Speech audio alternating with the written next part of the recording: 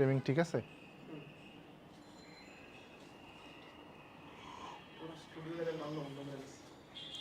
কি আমি কই, আমার তো দেখা যায় না।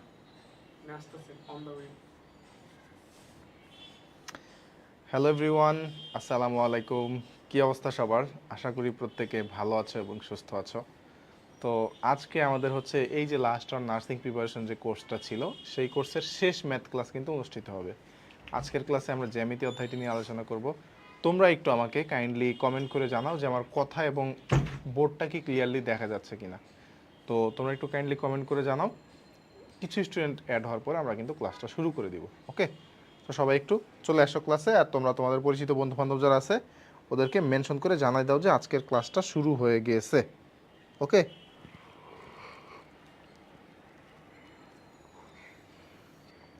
কি অবস্থা তোমাদের বলো? কেমন আছো তোমরা? কেমন আছো তোমরা বলো?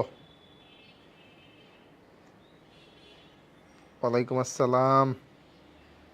আমি একটু এভরিওয়ান মেনশন দিয়ে দেই, তোমরা একটু তোমাদের বন্ধু বান্ধবকে মেনশন দিয়ে দাও।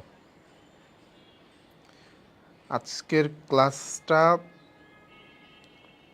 এতদিন ধরে যতগুলো ক্লাস নিয়েছি তার মধ্যে সব থেকে সহজ একটা ক্লাস, ঠিক আছে? তো এই জিনিসগুলো জ্যামিতি থেকে একদম ভাষা ভাষা যেই জিনিসগুলো একদম মানে ডিপ কিছু আসে না আসলে, বুঝছো? একেবারে বেসিক যে জিনিসগুলো আছে, একেবারেই বেসিক যে জিনিসগুলো সেগুলো আসে। আর এগুলো তোমরা সবাই জানো। হ্যাঁ, এর মধ্যে কিছু কিছু জিনিস আমরা এতদিন ক্লাস করতে গিয়েও ব্যবহার করছি। তো আজকে জাস্ট জিনিসগুলোকে তোমাদের রিমাইন্ডার করে দিব, আমি একদম মনে করাই দিব, সব কিছু সুন্দর মতো বোঝাই দেওয়ার চেষ্টা করব। তারপর হচ্ছে তোমরা কি করবে বলো তো? ক্লাসের মধ্যে প্রচুর পরিমাণে প্র্যাকটিস রাখছি। তো প্র্যাকটিস করলে দেখবে যে শুধুমাত্র জ্যামিতির জন্য, অন্যান্য টপিকের জন্য বাট স্পেশালি জ্যামিতির জন্য শুধুমাত্র আজকের ক্লাস স্লাইডটা দেখলেই হবে, বুঝছো? আজকে ঘুম হয় নাই রাতে, যে তোমাদের ওই দিন গতকালকে তো এসে বললাম না যে আমি হচ্ছে ইফতারের পর থেকে ঘুমাইছি ভোরবেলা পর্যন্ত, ভোরবেলা থেকে দুপুর 1:30 পর্যন্ত ঘুমাইছি। তোমরা মনে হয় কেউ নজর দিছো, বুঝছো? আমার আজকে সারা রাত একটু ঘুম হয় নাই। আমি জানি কখন পড়ে যাই, এত খারাপ লাগতেছে। চলো, একজন লিখছে কল্পনা ছাড়া ক্লাস করব না। এই ছেলে, দুষ্টু কথা বলো কেন? এসব কথা বলা যাবে না। ওকে, চলো আমরা ক্লাসটা শুরু করি।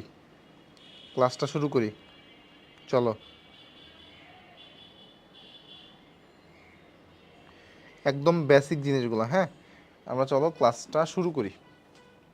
দেখো কি বলছে, সন্নিহিত কোণ। হ্যাঁ, সন্নিহিত কোণ জিনিসটা আসলে কি? সন্নিহিত কোণ, ঠিক আছে? সন্নিহিত কোণ জিনিস জানার আগে চলো এইখানে কি বলছে এটা জানার আগে চলো আমি একটু বোঝানোর ট্রাই করি। দেখো, এই যে আমি যদি এইখানে একটা চতুর্ভুজ আঁকি, দেখো তো এখানে যদি একটা চতুর্ভুজ আঁকি, তাহলে এই জিনিসগুলোকে আমরা কি বলি? শীর্ষবিন্দু। এই জিনিসগুলোকে আমরা বলি শীর্ষবিন্দু, তাই না? শীর্ষবিন্দু। আচ্ছা, এখন দেখো তোমার কাছে মনে করো এখানে কি আছে, একটা কোণ আছে, তো এটাকে তুমি এইখানে একটা রেখা দিয়ে মনে করো ভাগ করে দিলা, ঠিক আছে? তাহলে এইটা কি একটা শীর্ষবিন্দু না? এটা একটা শীর্ষবিন্দু। তাহলে এই যে কোণ আর এই যে কোণ, এই কোণের কমন বাহু কোণটা এটা না? আমি যদি নাম দেই এ বি সি ডি, ঠিক আছে? তাহলে এই যে বিডি যে রেখাটা, এটা কি আমাদের এই দুইটা কোণের, এই কোণের মান যদি দিই আমি থিটা আর এই কোণের মান যদি দিই আলফা, তাহলে থিটা এবং আলফার কি কমন বাহু না সাধারণ বাহু এটা, তাই না? তাহলে এই দুইটা কোণকে বলা হয় সন্নিহিত কোণ। এই দুইটা কোণকে বলবো আমরা হচ্ছে সন্নিহিত কোণ। তাহলে আলফা ও বিটা, সরি আলফা ও থিটা পরস্পর কি? সন্নিহিত কোণ। পরস্পর সন্নিহিত কোণ। সন্নিহিত কোণ, ঠিক আছে? এটা হচ্ছে আমাদের সন্নিহিত কোণ। তার মানে কি হবে বলতো? সন্নিহিত কোণে আমাদের কি থাকবে? একটা শীর্ষবিন্দু থাকবে কমন আর একটা সাধারণ বাহু থাকবে কমন। এখন তুমি একটু ইয়াটা পড়তে পারো, এই ডেফিনেশনটা পড়তে পারো। দেখো সংজ্ঞায় কি বলছে আসলে। সংজ্ঞায় বলছে যদি কোনো তলে দুটি কোণের একই শীর্ষবিন্দু হয়, একই শীর্ষবিন্দু হয়, তাহলে দেখো এই যে একই শীর্ষবিন্দু, আচ্ছা, এবং কোণ দ্বয়ের সাধারণ বাহু, তাহলে এই যে কোণ দ্বয়ের সাধারণ বাহুর, কোণ দ্বয়ের সাধারণ বাহু বলতে একটা জিনিস থাকবে, তাই না? সাধারণ বাহুর বিপরীত পাশে, তাহলে দেখো তো এটা হচ্ছে এক পাশ, এই পাশের বিপরীত পাশটা কোনটা? এই যে এই পাশটা। তার মানে বিপরীত পাশে অবস্থান করে ওই কোণকে পরস্পর বলা হবে কি সন্নিহিত কোণ। ঠিক আছে, এটা ছিল আমাদের সন্নিহিত কোণের সংজ্ঞা। তোমাকে ডিরেক্টলি এই জিনিসটা পরীক্ষার হলে এই জিনিসটা ডিরেক্টলি দিয়ে দিতে পারে যে কোন তলে দুটি কোণের একই শীর্ষবিন্দু এবং হচ্ছে কোন তলের সাধারণ বাহুর বিপরীত পাশে অবস্থিত যে দুইটা কোণ থাকে তাকে কি বলে, সন্নিহিত কোণ। ওকে, আচ্ছা আসো বিপ্রতীপ কোণ সংজ্ঞা দেখা লাগবে না, একটু দেখো ভাই, একটু বলি যেটা সেটা শোনো। একটা রেখা একটা রেখা, ঠিক আছে, তাহলে মনে করো এই যে এই কোণ আর এই কোণ, এই দুইটা কোণকে বলা হয় হচ্ছে বিপ্রতীপ কোণ। তাহলে আমি এই কোণকে যদি আলফা কোণ বলি, এই কোণকে যদি বিটা কোণ বলি, তাহলে এখানে কি হবে বলো তো, এটা হচ্ছে দুইটা পরস্পর বিপ্রতীপ কোণ। অনুরূপভাবে এই দুইটা কোণ, এই কোণটা আর এই কোণটা দেখো তো, এই কোণ এবং এই কোণ, এই দুইটা কোণ পরস্পর কি বিপ্রতীপ কোণ। এখন একটা কোশ্চেন এখান থেকে আসতে দেখা যায় কি, যে দুইটা সরল রেখা, একটু লেখো কোশ্চেনটা, একটু লেখো, দুটি সরল রেখা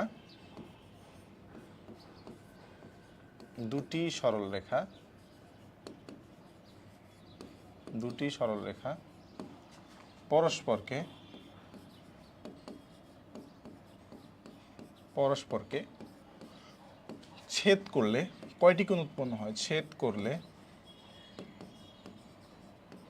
কয়টি কোণ উৎপন্ন হয়? কয়টি কোণ উৎপন্ন হয়? কয়টি কোণ উৎপন্ন হয়? ঠিক আছে, এটা হচ্ছে একটা কোশ্চেন, যে দুটি সরলরেখা পরস্পর ছেদ করলে কয়টি কোণ উৎপন্ন হয়। তাহলে দেখো তো, দুইটা সরলরেখা যদি পরস্পর ছেদ করে, মনে করো এই একটা রেখা, দুইটা সরলরেখা কি পরস্পর ছেদ করছে না, তাহলে কয়টা কোণ উৎপন্ন হয় ভাই? দেখো তো কয়টা কোণ উৎপন্ন হয়। এই যে একটা কোণ উৎপন্ন হয়েছে, এই একটা কোণ উৎপন্ন হয়েছে, এই একটা কোণ উৎপন্ন হয়েছে, এই একটা কোণ উৎপন্ন হয়েছে, তাহলে কয়টা কোণ উৎপন্ন হইলো ভাই? বলো তো কয়টা কোণ উৎপন্ন হইলো? চারটা কোণ। তাহলে অ্যান্সার কি? অ্যান্সার হচ্ছে চারটি। অ্যান্সার চারটি। ঠিক আছে, অ্যান্সার হচ্ছে চারটি। ওকে, চলো দেখি সরল কোণ মানে কি? একটা সরল রেখা টানো, এখন এই যে এদের মধ্যে যে মনে করো এটা হচ্ছে আমাদের একটা নির্দিষ্ট বিন্দু, তাহলে এই যে কোণটা এটাকে বলে সরল কোণ। সরল কোণের মান কত? সরল কোণের মান হচ্ছে কত? 180 ডিগ্রি। সরল কোণ মানে কত? 180 ডিগ্রি। সরল কোণ ইকুয়াল এক সরল কোণ, এগুলো কিন্তু ডিরেক্টলি পরীক্ষা আছে। এক সরল কোণ ইকুয়াল কত ডিগ্রি? এক সরল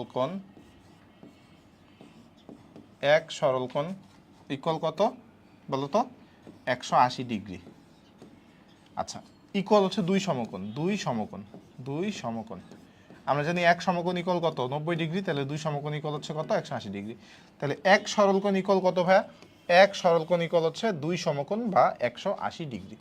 ওকে, আচ্ছা দেখো আমরা কোশ্চেন সলভ করি আমরা। হ্যাঁ, দেখো কি বলছে, দুটি কোণের একটি সাধারণ বাহু থাকলে, দুটি কোণের একটি সাধারণ বাহু আছে, কোন দুটি বাহুর বিপরীত দিকে অবস্থান করে, তাহলে ওই দুইটা কোণকে কি বলে বলো তো ভাই? ওই দুইটা কোণকে বলে সন্নিহিত কোণ, তাই না?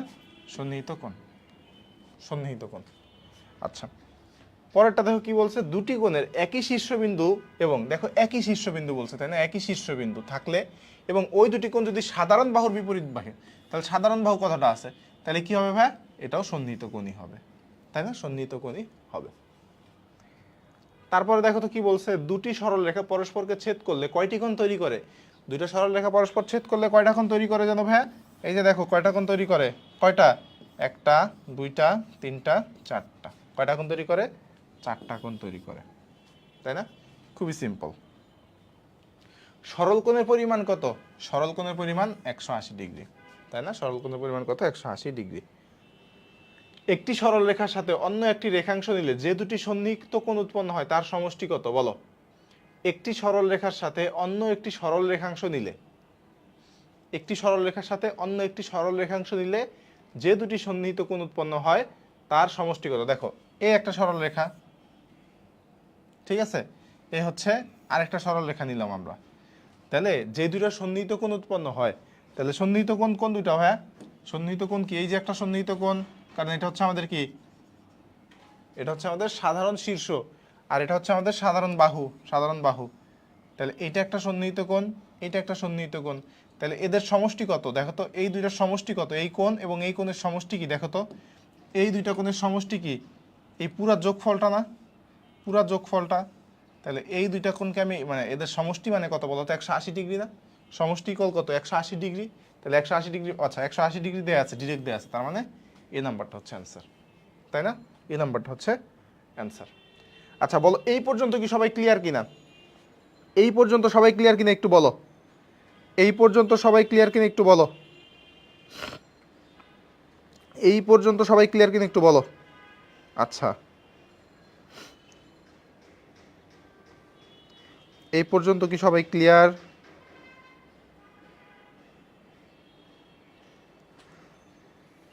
ওকে, সহজ জিনিস কিন্তু, তাই না?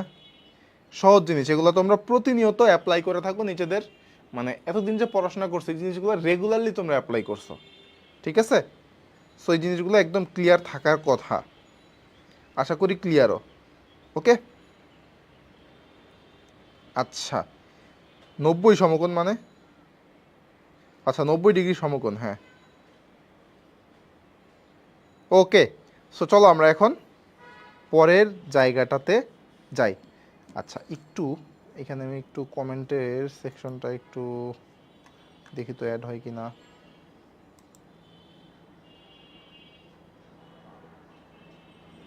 আচ্ছা চলো আমি একটু ওয়েট, আমি একটু কমেন্টগুলো দেখতে পাচ্ছি না, হ্যাঁ আমি একটু কমেন্ট দেখার ব্যবস্থাটা করি আগে।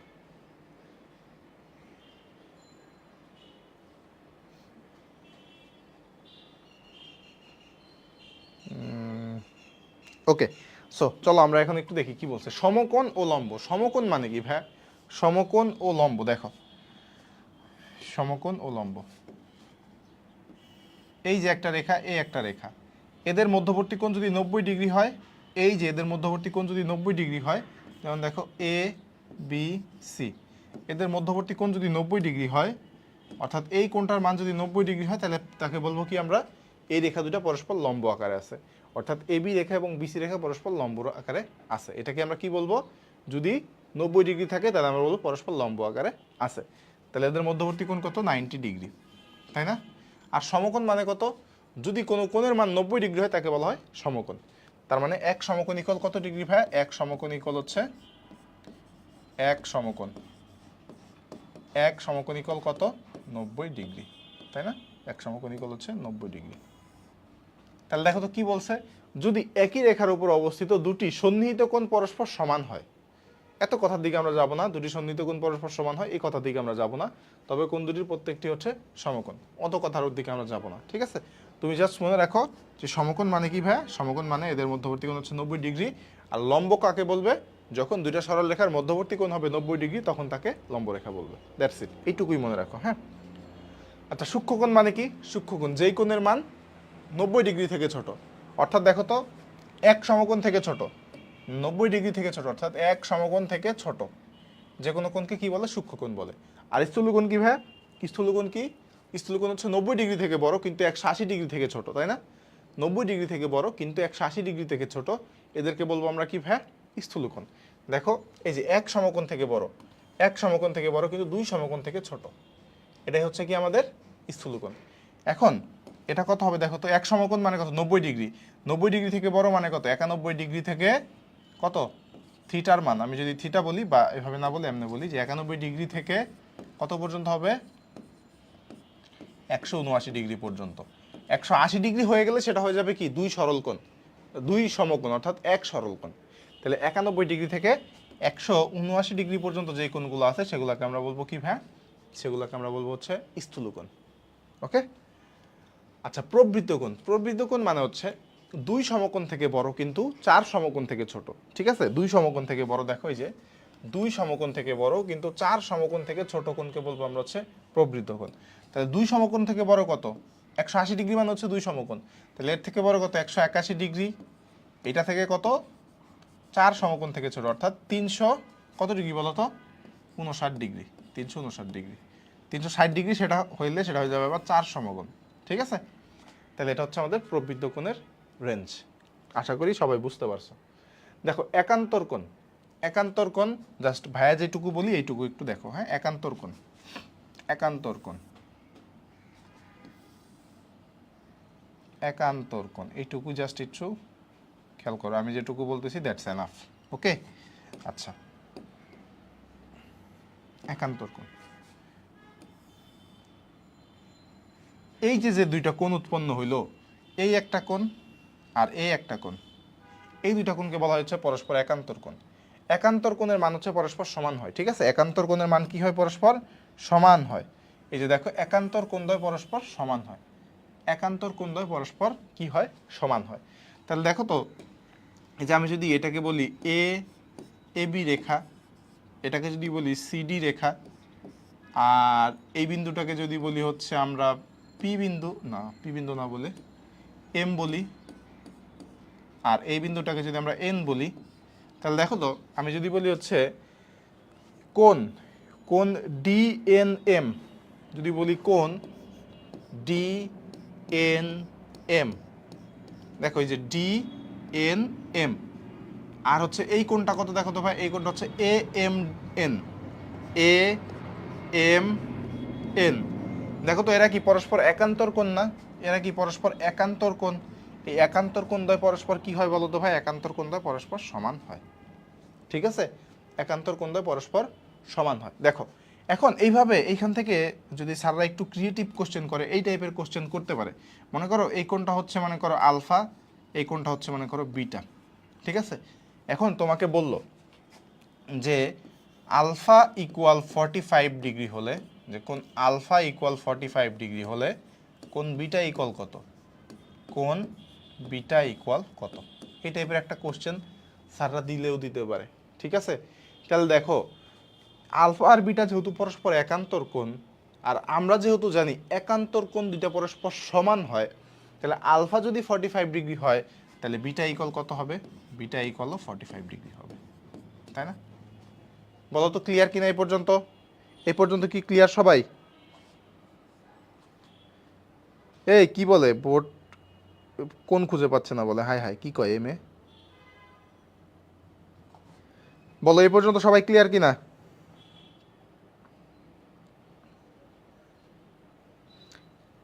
আচ্ছা, আমাদের ডেফিনেশন জানতে হবে না, ঠিক আছে? একান্তর কোণ থেকে কোশ্চেন আসে না, তো তোমরা এত প্যারা নিও না, ঠিক আছে? ডেফিনেশন নিয়ে এত প্যারা নিও না। ওকে, চলো এখন দেখো অনুরূপ কোণ। অনুরূপ কোণ কি ভাই? মনে করো এই যে তুমি হচ্ছে দুইটা রেখা নাও, দুইটা রেখা নাও, দেখো এই হচ্ছে রেখা একটা, এই হচ্ছে রেখা একটা। এখন তোমার হচ্ছে একটা ছেদক রেখা নাও, কি নিবা? একটা ছেদক রেখা নাও, একটা ছেদক রেখা নাও। তাহলে এই যে দুইটা কোণ উৎপন্ন হইলো, এই যে দুইটা কোণ উৎপন্ন হলো, দেখো এই যে একটা কোণ, এই যে একটা কোণ, এই দুইটা কোণ দেখো, এই দুইটা কোণকে বলবো আমরা হচ্ছে কি? এই দুইটা কোণকে কি বলবো আমরা? পরস্পর কি? অনুরূপ কোণ, ঠিক আছে? পরস্পর অনুরূপ কোণ। তাহলে এটাকে যদি আমি আলফা বলি, এটাকে যদি বিটা বলি, এরা হচ্ছে পরস্পর অনুরূপ কোণ। আচ্ছা, এখানে লিখছি একান্তর কোণ, একান্তর কোণ না, এটা হবে অনুরূপ কোণ, ঠিক আছে?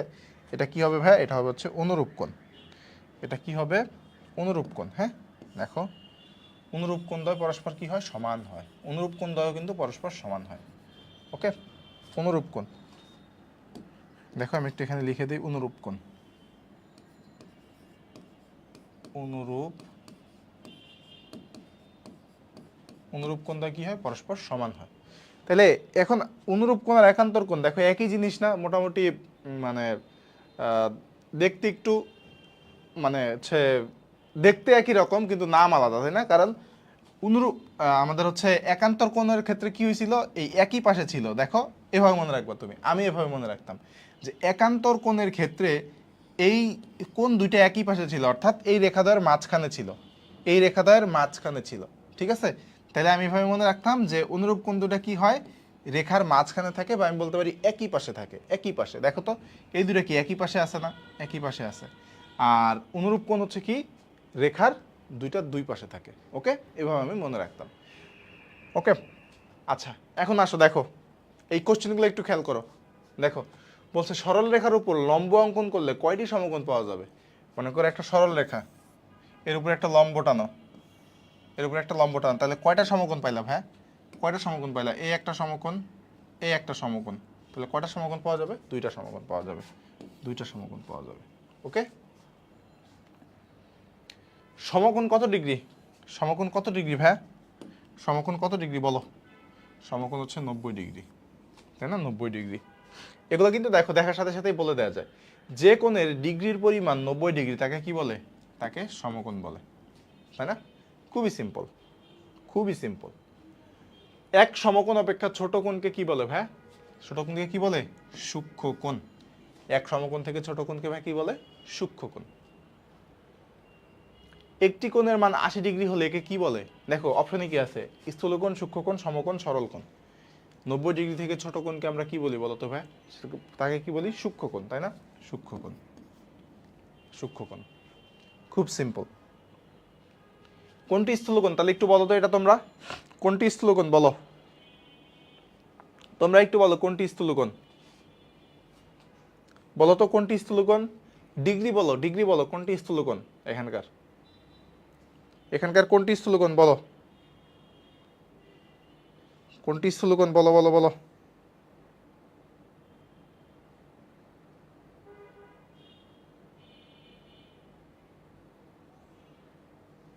বলো তো কোনটি স্থূলকোণ? একজন বলছে বিসি, বিসি বলছে একজন।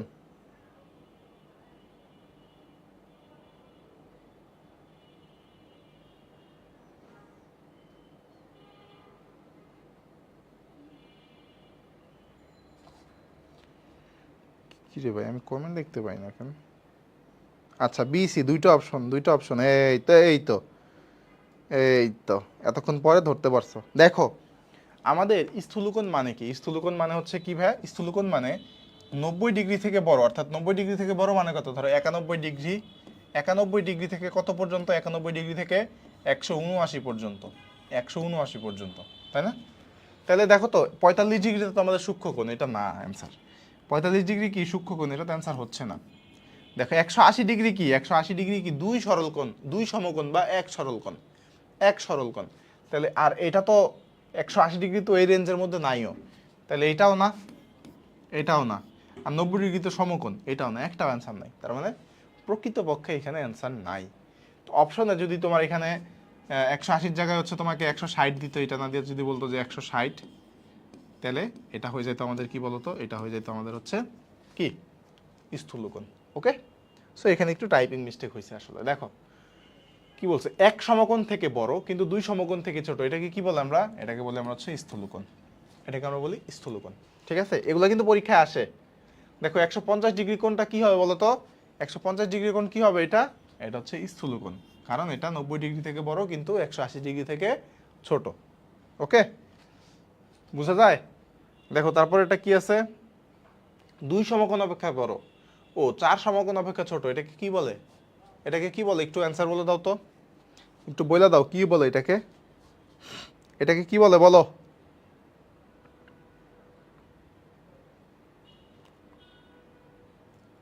এটাকে কি বলে? প্রবৃদ্ধ কোণ। এই যারা বি বলতেছো তারা নিজের গালে নিজে চড় দাও, তারা নিজের গালে নিজে চড় দাও, ঠিক আছে? দেখো পরের ম্যাথটা কি বলছে? বলছে একটি কোণের পরিমাণ 180 ডিগ্রি হলে একে কি বলে? একে কি বলে? 180 ডিগ্রি থেকে বড় কিন্তু, মানে দুই সমকোণ থেকে বড় কিন্তু চার সমকোণ থেকে ছোট, তাকে কি বলে? প্রবৃদ্ধ কোণ, প্রবৃদ্ধ কোণ। ওকে, দেখো আমাদের এই টাইপটাও ডান। এখন তুমি একটু বলো তো সবকিছু ক্লিয়ার কিনা বলো? এই টাইপে যা যা পড়াইছি সব ক্লিয়ার কিনা একটু ভাইকে জানাও। এই পর্যন্ত ক্লিয়ার কিনা একটু জানাও। এই পর্যন্ত ক্লিয়ার কি না বা জানাও। এই পর্যন্ত কি সবাই ক্লিয়ার?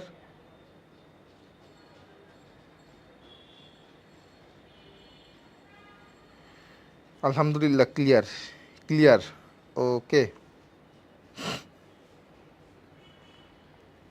আচ্ছা চলো আমরা এখন পরের ম্যাথে যাই। দেখো পূরক কোণ, পূরক কোণ কি ভাই? দুটি কোণের, দুইটা কোণের যোগফল যদি এক সমকোণ হয় তাহলে তাকে কি বলে? পূরক কোণ বলে। দুইটা কোণের যোগফল যদি এক সমকোণ হয় তাকে কি বলে? পূরক কোণ বলে। দেখো দুটি কোণের ডিগ্রি পরিমাণের সমষ্টি যদি এক পরিমাপের সমষ্টি হয়, আচ্ছা এটা সমষ্টি হচ্ছে এক সমকোণ, জাস্ট এতটুকু মনে রাখো। হ্যাঁ, দুইটা কোণের, এটা কিন্তু খুব মানে স্যারদের ফেভারিট টপিক। হ্যাঁ, সমষ্টি যদি এক সমকোণ হয় বা 90 ডিগ্রি হয় তাহলে ওই দুইটা কোণকে পরস্পর কি বলে? পূরক কোণ বলে, ঠিক আছে? এটা one of the most important topic. Very very very very important. এইখান থেকে স্যাররা কোশ্চেন করেই করে, ঠিক আছে? তারপর দুইটা কোণের সমষ্টি যদি 90 ডিগ্রি হয় তাহলে তাকে পরস্পরকে পূরক কোণ বলবে। ওকে, তারপর দেখো সম্পূরক কোণ কি, যদি ওই দুইটা কোণের যোগফল যদি 180 ডিগ্রি হয় বা দুই সমকোণ হয় তাকে বলে সম্পূরক কোণ, ঠিক আছে? 180 ডিগ্রি হয় দুটি, দেখো এই যে পরিমাপের সমষ্টি, সমষ্টি যদি দুই সমকোণ বা 180 ডিগ্রি হয় তাহলে তাদের দুইটাকে পরস্পরকে কি বলবে? সম্পূরক কোণ বলবে। ওকে, তো চলো আমরা এখন ম্যাথ দেখি। খুবই ইম্পর্টেন্ট ম্যাথ, মানে খুবই সহজ, খুবই ইম্পর্টেন্ট। দেখো কি বলছে, দুটি সন্নিহিত কোণের সমষ্টি 90 ডিগ্রি হলে একটি কোণকে অপর কোণের কি বলে? 90 ডিগ্রি যদি হয় দুইটা কোণের সমষ্টি তাহলে কি বলে? কি বলে বলো তো? পূরক কোণ বলে, তাই না? পূরক কোণ। আর যদি সমষ্টিতে 180 ডিগ্রি তাহলে হয়ে যেত সম্পূরক কোণ। দেখো দুটি কোণের সমষ্টি এক সমকোণের সমান হলে তাদের একটি অপরটিকে কি বলে? এক সমকোণ মানে কি? পূরক কোণ। আর দুই সমকোণ মানে কি? সম্পূরক কোণ, তাই না? আমরা সবাই জানি। দুটি পূরক কোণের সমষ্টি কত? দুটি পূরক কোণের সমষ্টি কত? 90 ডিগ্রি। সমষ্টি 90 ডিগ্রি দেখেই তো পূরক কোণ, তাই না? তার মানে দুটো পূরক কোণের সমষ্টি কত হবে? 90 ডিগ্রি। খুবই সিম্পল, তাই না? আজকের ক্লাসটা সব থেকে সহজ ক্লাস, সব থেকে সহজ ক্লাস, শেষ ক্লাস তো, তাই হচ্ছে সহজ ক্লাসটা দিয়ে রাখছি তোমাদের, বুঝছো? দেখো 0 ডিগ্রি কোণের পূরক কোণের মান কত? দুটি কোণের যোগফল যদি 90 ডিগ্রি হয় তাহলে তাদেরকে কি বলে? পূরক কোণ বলে। তার মধ্যে একটা কোণ হচ্ছে 0 ডিগ্রি, তাহলে মনে করো এটাকে যদি আমি বলি হচ্ছে, মনে করো এ, আর একটা হচ্ছে বি কোণ, কোণ এ প্লাস কোণ বি, যেহেতু কি বলছে? পূরক কোণ, তাহলে এই দুইটা কোণের যোগফল হবে কত? 90 ডিগ্রি। তাহলে এখানে কোণ এ এর মান হচ্ছে 0 ডিগ্রি, তাহলে 0 ডিগ্রি প্লাস কোণ বি হচ্ছে মান আমাদের বের করতে হবে প্লাস 90 ডিগ্রি। তাহলে কোণ বি ইকুয়াল কত হবে? কোণ বি ইকুয়াল 90 ডিগ্রি হয়ে যাবে। কোণ বি ইকুয়াল 90 ডিগ্রি। তুমি চিন্তা করবা যদি পূরক কোণের কথা বলে তাহলে যেই কোণের পূরক কোণ বের করতে বলবে তুমি চিন্তা করবা ওই কোণের সাথে কত ডিগ্রি যোগ করলে 90 ডিগ্রি হবে, তাহলে সেটাই হচ্ছে পূরক কোণ। তাহলে 0 ডিগ্রির সাথে কত ডিগ্রি যোগ করলে 90 ডিগ্রি হয়? 90 ডিগ্রি। তাহলে 90 ডিগ্রি হচ্ছে আমাদের পূরক কোণ। 90 ডিগ্রি কোণের পূরক কোণের মান কত? 90 ডিগ্রির সাথে কত যোগ করলে 90 ডিগ্রি হবে? কত? 0, তাই না? 0 যোগ করলে তো 90 ডিগ্রি হবে, তার মানে 90 ডিগ্রির পূরক কোণ হচ্ছে 0 ডিগ্রি। ওকে, দুটি পরস্পর পূরক কোণের মধ্যে একটি যদি 35 ডিগ্রি হয় তাহলে অপরটি কত? তাহলে 35 ডিগ্রির সাথে তুমি কত যোগ করলে 90 ডিগ্রি পাবা? তাহলে আমি ধরি x যোগ করলে, তাহলে 35 যোগ হচ্ছে x ইকুয়াল 90 ডিগ্রি, তাই না? যেহেতু পূরক কোণের কথা বলছে, তার মানে x ইকুয়াল কত হবে? 55 ডিগ্রি। 55 ডিগ্রি। কি রে ভাই, কি লিখছে এগুলা? 1250, এর অ্যান্সার হবে 55 ডিগ্রি, ঠিক আছে? এখানে টাইপিং মিস্টেক হয়েছে, অ্যান্সার হচ্ছে 55 ডিগ্রি। অ্যান্সার কি? 55 ডিগ্রি। ওকে, এখানে একটু টাইপিং মিস্টেক হয়েছে। দেখো 30 ডিগ্রি এর পূরক কোণ কত? তাহলে 30 ডিগ্রি এর পূরক কোণ, তাহলে আমি ধরে নিই 30 ডিগ্রির সাথে x যোগ করলে হবে হচ্ছে 90 ডিগ্রি। তাহলে x ইকুয়াল কত? x ইকুয়াল হচ্ছে আমাদের 60 ডিগ্রি। x ইকুয়াল কত? 60 ডিগ্রি। ওকে, x ইকুয়াল হচ্ছে আমাদের 60 ডিগ্রি। কোন ত্রিভুজের কোণ a ইকুয়াল 65 ডিগ্রি হলে এর পূরক কোণের মান কত? বলো, এর পূরক কোণের মান কত? বলো, কমেন্টে বলে ফেলো, সংখ্যাটা বলো। পূরক কোণের মানটা কত হবে বলো তো? পূরক কোণের মান কত?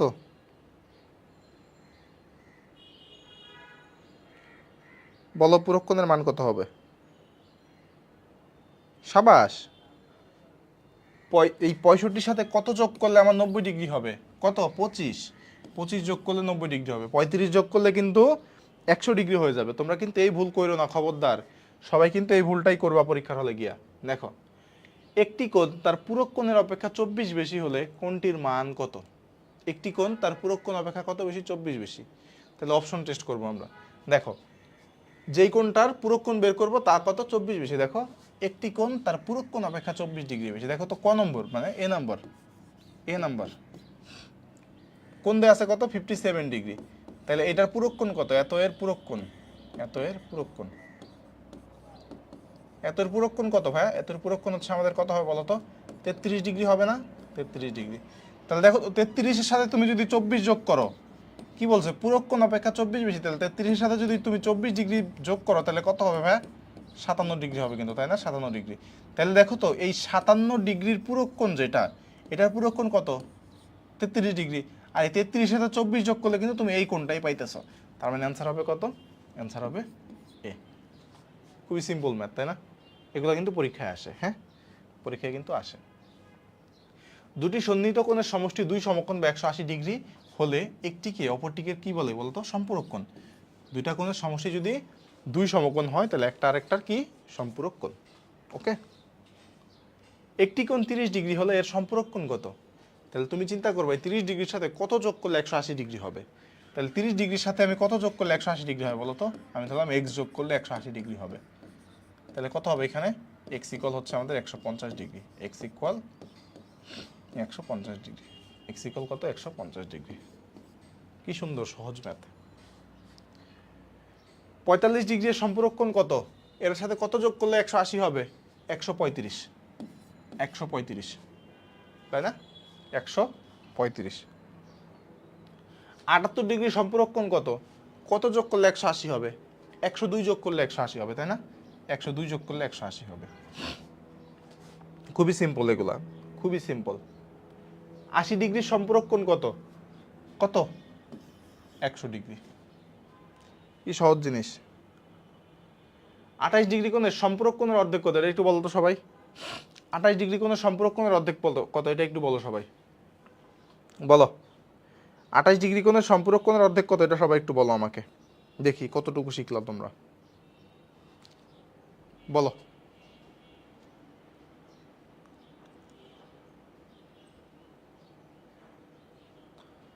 বলো, সম্পূরক কোণের অর্ধেক।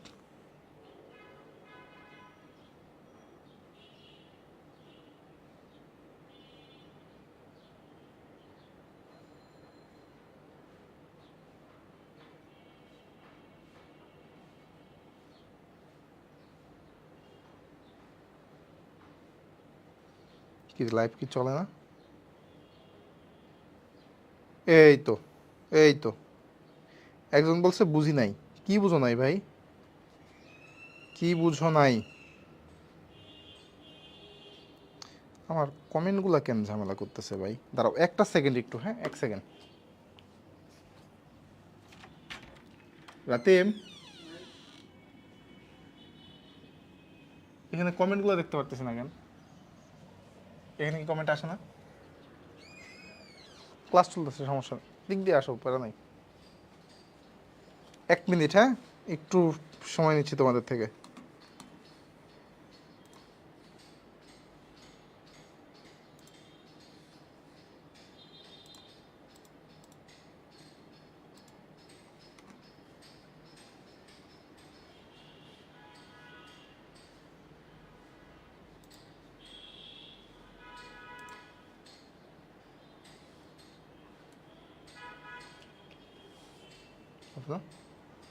আচ্ছা ঠিক আছে, প্যারা নাই।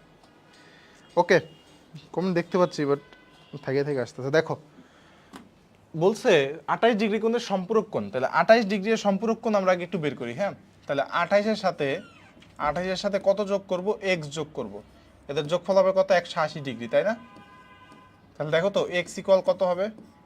x ইকুয়াল কত বলো তো? x ইকুয়াল হচ্ছে 152 ডিগ্রি। তাহলে এটা হচ্ছে আমাদের কি? সম্পূরক কোণ। তাহলে এর অর্ধেক কত? তাহলে সম্পূরক কোণের অর্ধেক, সম্পূরক কোণের অর্ধেক, সম্পূরক কোণের অর্ধেক। সম্পূরক কোণের অর্ধেক কত? এই 152কে 2 দ্বারা ভাগ করো, তাহলে কত হবে? 76 ডিগ্রি। এটাই হচ্ছে অ্যান্সার, সি নাম্বারটা হচ্ছে অ্যান্সার। যারা 76 বলছো তারা কারেক্ট। দেখো এই পর্যন্ত ক্লিয়ার কিনা সবাই একটু ভাইকে জানাও তো। এই যে এই পর্যন্ত ক্লিয়ার করলাম, এই যে আমরা পূরক কোণ সম্পূরক কোণ নিয়ে এত কাহিনী করলাম না, এখান থেকে একটা এমসিকিউ তুমি কমন পাবা ইনশাল্লাহ। ঠিক আছে, এখান থেকে একটা এমসিকিউ কমন পাবা।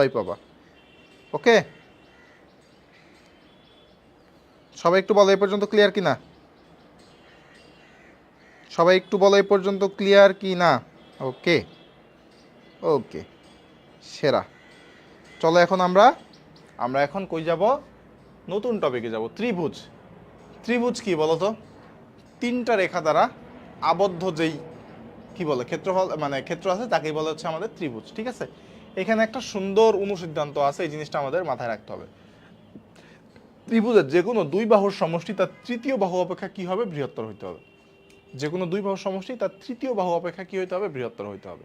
ওকে, তাহলে আমি যদি বলি এ বি সি, ঠিক আছে, তিনটা বাহু, তাহলে যে কোনো দুইটা বাহুর সমষ্টি, তাহলে এ প্লাস বি এটার সমষ্টি হইতে হবে তার তৃতীয় বাহু অপেক্ষা বড়। ঠিক আছে, A plus B greater than C হইতে হবে। ঠিক আছে, যেমন দেখো আমি যদি বলি 5 6 আর হচ্ছে 13, একটা ত্রিভুজের তিনটা বাহু, তাইলে দেখো তো এই যে দুইটার যোগফল, এই দুইটার যোগফল কত? 5 প্লাস 6 ইকুয়াল কত? 11। দেখো 11 কি হইতে হবে? এই 13 থেকে বড় হইতে হবে, তাই না? বড় হইতে হবে। তাহলে এটা কি 13 থেকে বড় না ছোট?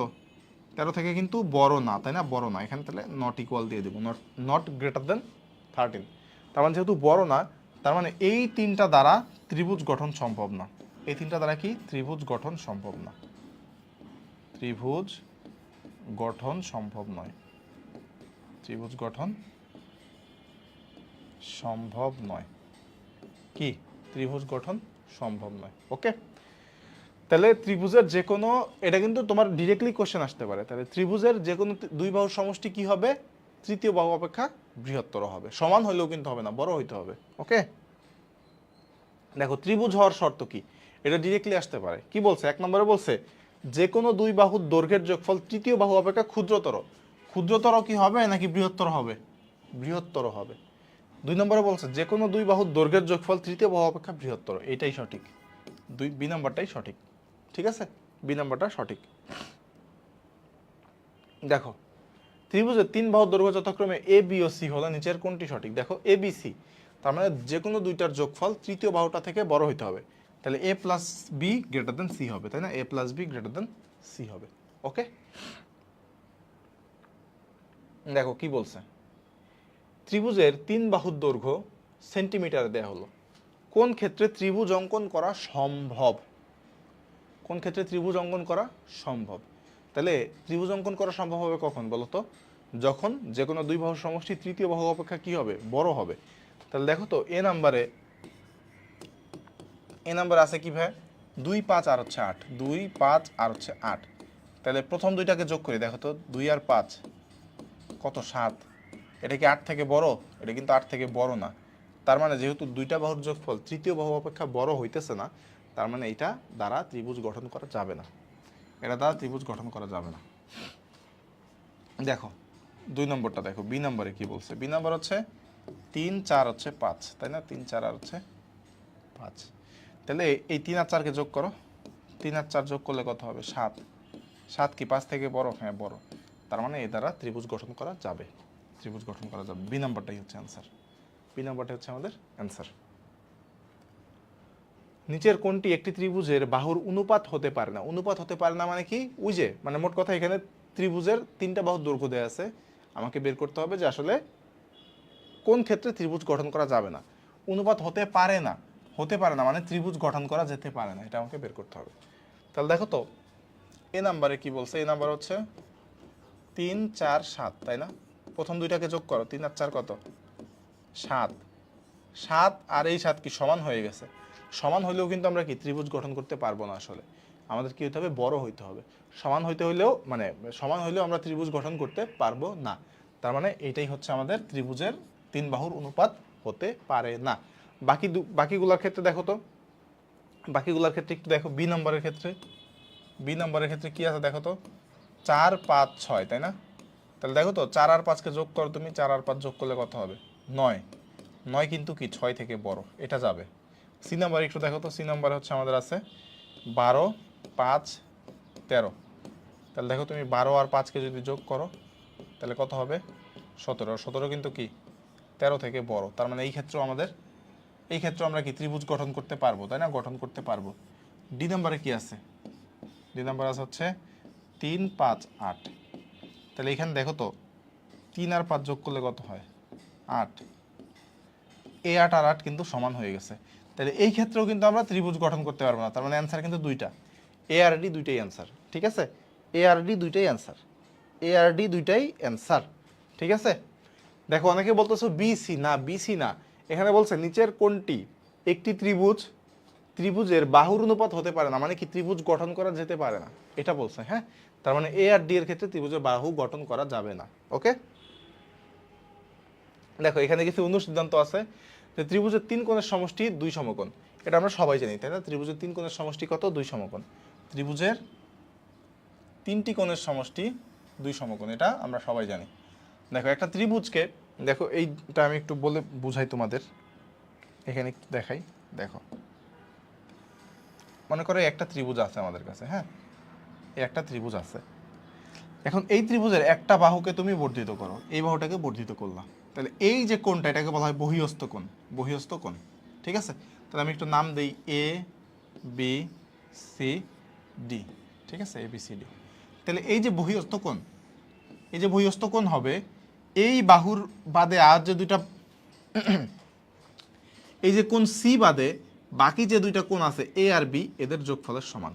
ঠিক আছে, তাহলে আমি এভাবে বলতে পারি যে কোণ বহিঃস্থ কোণ কত? বহিঃস্থ কোণ হচ্ছে এ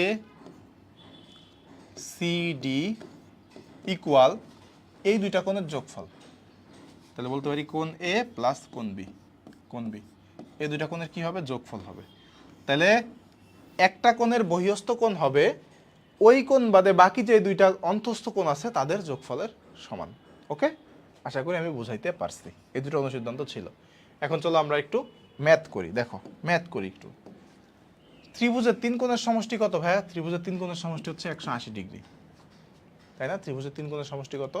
180 ডিগ্রি, এটা আমরা সবাই জানি। দেখো নিচের কোন 3টি কোণের সমন্বয়ে ত্রিভুজ আঁকা সম্ভব? ত্রিভুজ আঁকা সম্ভব। এখন এতক্ষণ আমরা দেখছি কি ত্রিভুজের কি দেয়া ছিল ভাই? ত্রিভুজের বাহু দিয়া বলছে যে কখন ত্রিভুজ আঁকা সম্ভব। এখন কোণ দিয়া বলবে যে ত্রিভুজ আঁকা সম্ভব। এখন কোণের ক্ষেত্রে আমরা কিভাবে টেস্ট করব? কোণের ক্ষেত্রে আমরা টেস্ট করব যে 3টা কোণের সমষ্টি কোথায় 90 ডিগ্রি 180 ডিগ্রি হয়েছে। 3টা কোণের সমষ্টি যেখানে 180 ডিগ্রি হবে সেখানে ত্রিভুজ আঁকা সম্ভব। যদি 180 ডিগ্রি না হয় তাহলে ত্রিভুজ আঁকা সম্ভব না। তাহলে দেখো তো প্রথম ক্ষেত্রে আমাদের 3টার যোগফল কত হয়? 3টার যোগফল হয় কত? 45 যোগ 45 যোগ কত? 30, তাই না? তাহলে এখানে 90 আর 30 কত? 120 ডিগ্রি। 120 ডিগ্রি হলে তো ত্রিভুজ আঁকা সম্ভব না, হইতে হবে কত? 180 ডিগ্রি।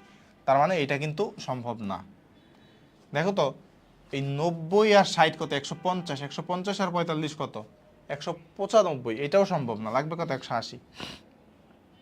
দেখো এখানে হচ্ছে কত আমাদের? 90, 90 আর 60 কত? 150, এটাও সম্ভব না। দেখো এখানে কত? দেখো তো 48 আর 32 কত? 80, 80 আর 100 কত? 180। তার মানে এই ক্ষেত্রে আমাদের ত্রিভুজ আঁকা সম্ভব। তার মানে ডি নাম্বারটা হচ্ছে অ্যান্সার, ডি নাম্বারটা হচ্ছে আমাদের অ্যান্সার। ওকে, একটি ত্রিভুজ দুটি কোণের মান হচ্ছে এত এবং এত, তাহলে ত্রিভুজের অপর কোণের মান কত? দুইটা কোণের মান দেয়া আছে। দেখো দুইটা কোণের কি দেয়া আছে? মান দেয়া আছে, দুইটা কোণের মান দেয়া আছে। তাহলে অপর কোণ আমরা ধরে নিব হচ্ছে এক্স। তাহলে আমি বলি এক্স প্লাস 45 ডিগ্রি প্লাস হচ্ছে 60 ডিগ্রি। তাহলে এদের যোগফল কত বলতো? 180 ডিগ্রি না? 180 ডিগ্রি। তাহলে সুতরাং এক্স ইকুয়াল কত হবে? এক্স ইকুয়াল হবে কত বলতো?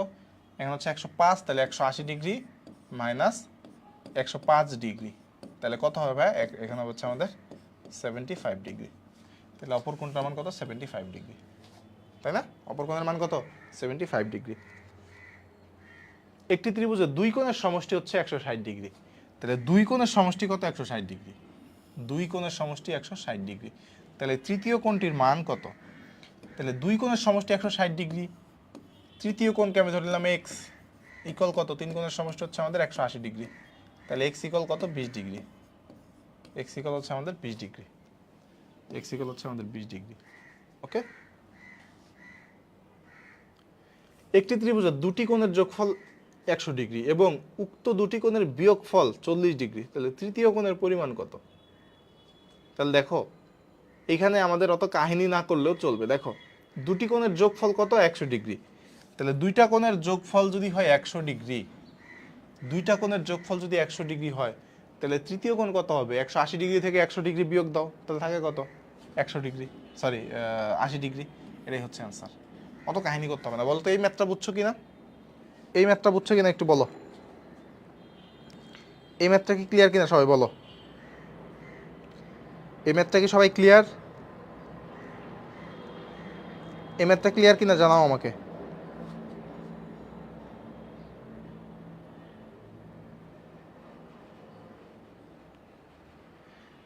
এটা কি ক্লিয়ার? Okay clear.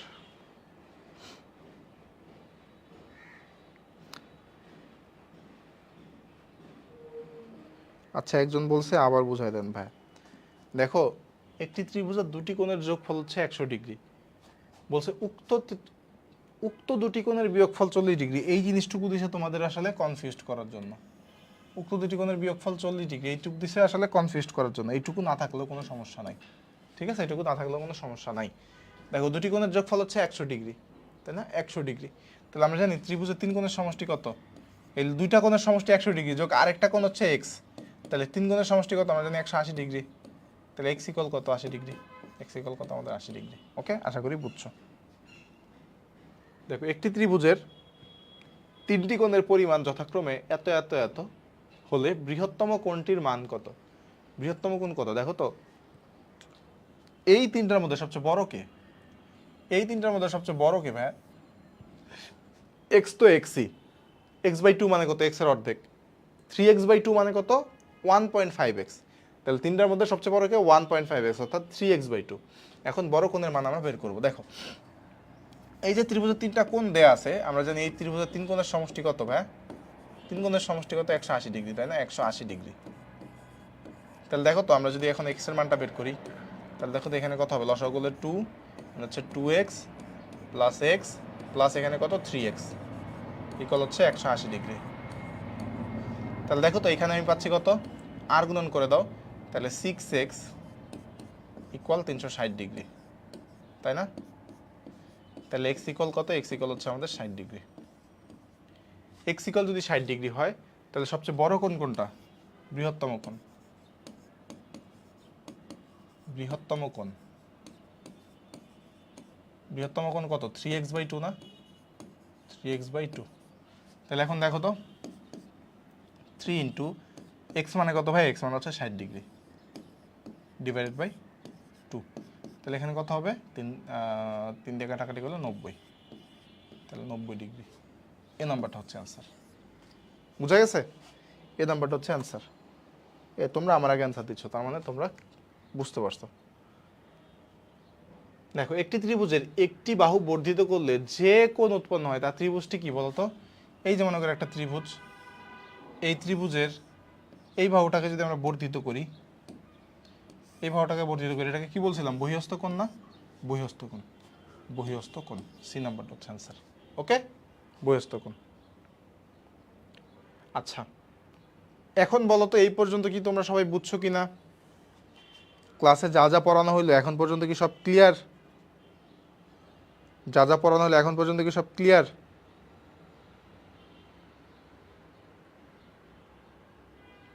সব ক্লিয়ার কিনা বলো। ওকে ওকে সুপার ক্লিয়ার। আজকের টপিকটা কিন্তু সহজ, তাই না, সহজ একটা টপিক। দাঁড়া আমি একটু এসিটা বাড়াই নেই, মারাত্মক গরম লাগতেছে।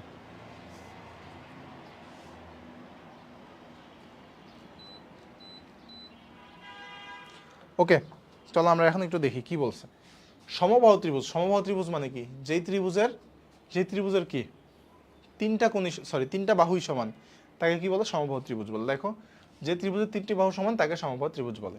তাহলে কি তিনটি বাহু হচ্ছে আমাদের কি হবে, সমান হবে, তিনটি বাহু হচ্ছে কি সমান।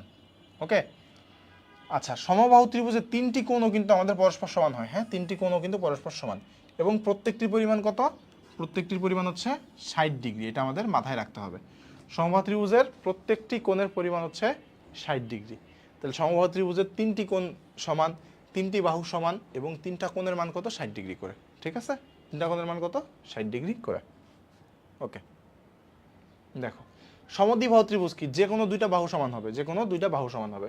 তাহলে যে ত্রিভুজের যে কোনো দুটি বাহু সমান, দুটি বাহু সমান, তাহলে তাদেরকে কি বলে ভাই, তাদেরকে বলা হচ্ছে সমবাহু ত্রিভুজ, সমদ্বিবাহু ত্রিভুজ, যে কোনো দুইটা বাহু সমান হবে। ওকে আর বিষমবাহু ত্রিভুজ কি, একটাও সমান হবে না, একটাও সমান হবে না। তিনটির দৈর্ঘ্যই ভিন্ন ভিন্ন, অর্থাৎ একটাও সমান না, তাহলে তাকে বলে কি? বিষমবাহু ত্রিভুজ। ওকে, এখন দেখো তো কি বলছে এখানে, সমবাহু ত্রিভুজের কি একটি বাহু অসমান, ভুয়া কথা। প্রতিটি বাহু অসমান, এটাও ভুয়া কথা। প্রতিটি বাহু সমান, সমবাহু ত্রিভুজের প্রতিটি বাহু সমান। ঠিক আছে, প্রতিটি বাহু সমান সমবাহু ত্রিভুজের। কি বলছে, একটি ত্রিভুজের তিনটি কোণ পরস্পর সমান হলে তাকে কি বলে? সমবাহু ত্রিভুজ। তিনটি কোণ সমান হলে তাকেও সমবাহু ত্রিভুজ বলে। ওকে, তাকেও সমবাহু ত্রিভুজ বলে।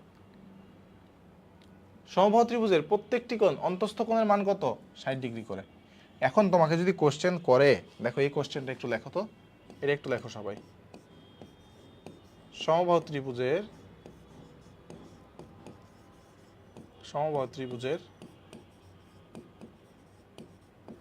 প্রত্যেকটি কোণের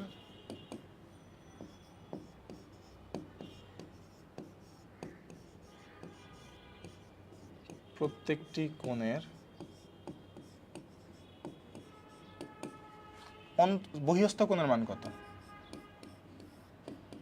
বহিঃস্থ কোণের মান কত? সমবাহু ত্রিভুজের প্রত্যেকটি কোণের বহিঃস্থ কোণের মান কত? ঠিক আছে, এই কোশ্চেনটা কিন্তু আসতে পারে। হ্যাঁ, তাহলে একটু চলো আমরা একটু দেখি। মনে করো তুমি একটা সমবাহু ত্রিভুজ নিলা। হ্যাঁ, সমবাহু ত্রিভুজ নিলা, তাহলে সমবাহু ত্রিভুজের আমরা জানি কি প্রত্যেক কোণের মান কত ভাইয়া? প্রত্যেক কোণের মান 60 ডিগ্রি, তাই না? এখানে কত? 60 ডিগ্রি। 60 ডিগ্রি। তাহলে দেখো এই যে বহিঃস্থ কোণ নাও, তাহলে আমরা জানি কি, দেখো তো এই যে পুরা কোণের মান কত? পুরা কোণের মান হচ্ছে 180 ডিগ্রি বা এক সরল কোণ। তাহলে এইটুকু যদি 60 ডিগ্রি হয়, এইটুকু যদি 60 ডিগ্রি হয়, তাহলে এইটুকুর মান কত হবে? এইটুকুর মান কত হবে? দেখো এই পুরা কোণের মান হচ্ছে 180 ডিগ্রি, তাহলে এইটুকু যদি 60 হয়, তাহলে এইটুকু কত হবে? 120 ডিগ্রি। ওকে, তার মানে প্রত্যেকটা বহিঃস্থ কোণের মান হচ্ছে 120 ডিগ্রি করে। ওকে, আশা করি সবাই বুঝতে পারছো। একটি সমবাহু ত্রিভুজের তিন কোণের মান কত? সমবাহু ত্রিভুজের তিনটা কোণের মান কত? 60 ডিগ্রি করে না? 60 ডিগ্রি করে। কোথায় আছে দেখো তো? 60 60 60 কোথাও নয়, তার মানে কোনোটি নয়, কোনোটি নয়, এটাই হচ্ছে আনসার। দেখো সমবাহু ত্রিভুজের একটি বাহুকে বর্ধিত করলে, এই যে দেখো এই কোশ্চেনটাই চলে আসছে, সমবাহু ত্রিভুজের একটি বাহুকে বর্ধিত করলে বহিঃস্থ কোণের মান কত? 120 ডিগ্রি। কেবলই বের করলাম আমরা 120 ডিগ্রি, তাই না? 120 ডিগ্রি। ওকে, ত্রিভুজ এবিসিতে কোণ এ ইকুয়াল 40 ডিগ্রি, কোণ বি ইকুয়াল 70 ডিগ্রি।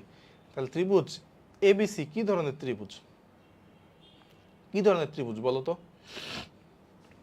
দেখো এইখানে আমাদের কোণ এ যোগ কোণ বি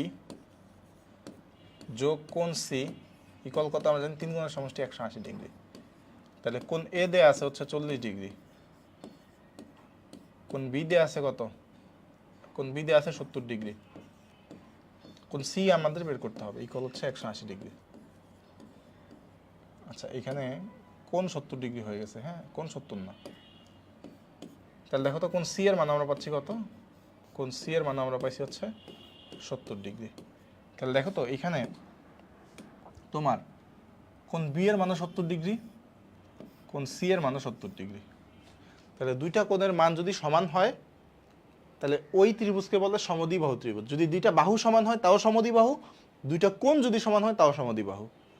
সমবাহুর ক্ষেত্রে কি তিনটা বাহু সমান হইতে হবে, মানে তিনটা বাহু সমান হলেও সমবাহু, তিনটা কোণ সমান হলেও সমবাহু। তাহলে সমদ্বিবাহুর ক্ষেত্রেও তাই, দুইটা বাহু সমান হলেও সমদ্বিবাহু, দুইটা কোণ সমান হলেও সমদ্বিবাহু। ঠিক আছে, তার মানে কি হবে? সমদ্বিবাহু ত্রিভুজ। ওকে, আশা করি বুঝতে পারছো। বলো তো এই পর্যন্ত কি ক্লিয়ার কিনা সবাই? এই পর্যন্ত কি ক্লিয়ার কিনা সবাই বলো? এই পর্যন্ত কি সবাই ক্লিয়ার কিনা একটু জানাও।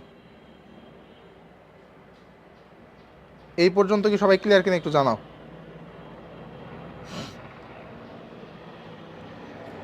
এই পর্যন্ত সবাই ক্লিয়ার? ওকে,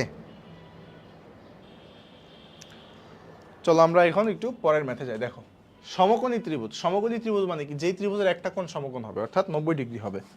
যে ত্রিভুজের কি একটা কোণ সমকোণ বা 90 ডিগ্রি হবে। ঠিক আছে, এই যে মনে করো একটা সমকোণী ত্রিভুজ।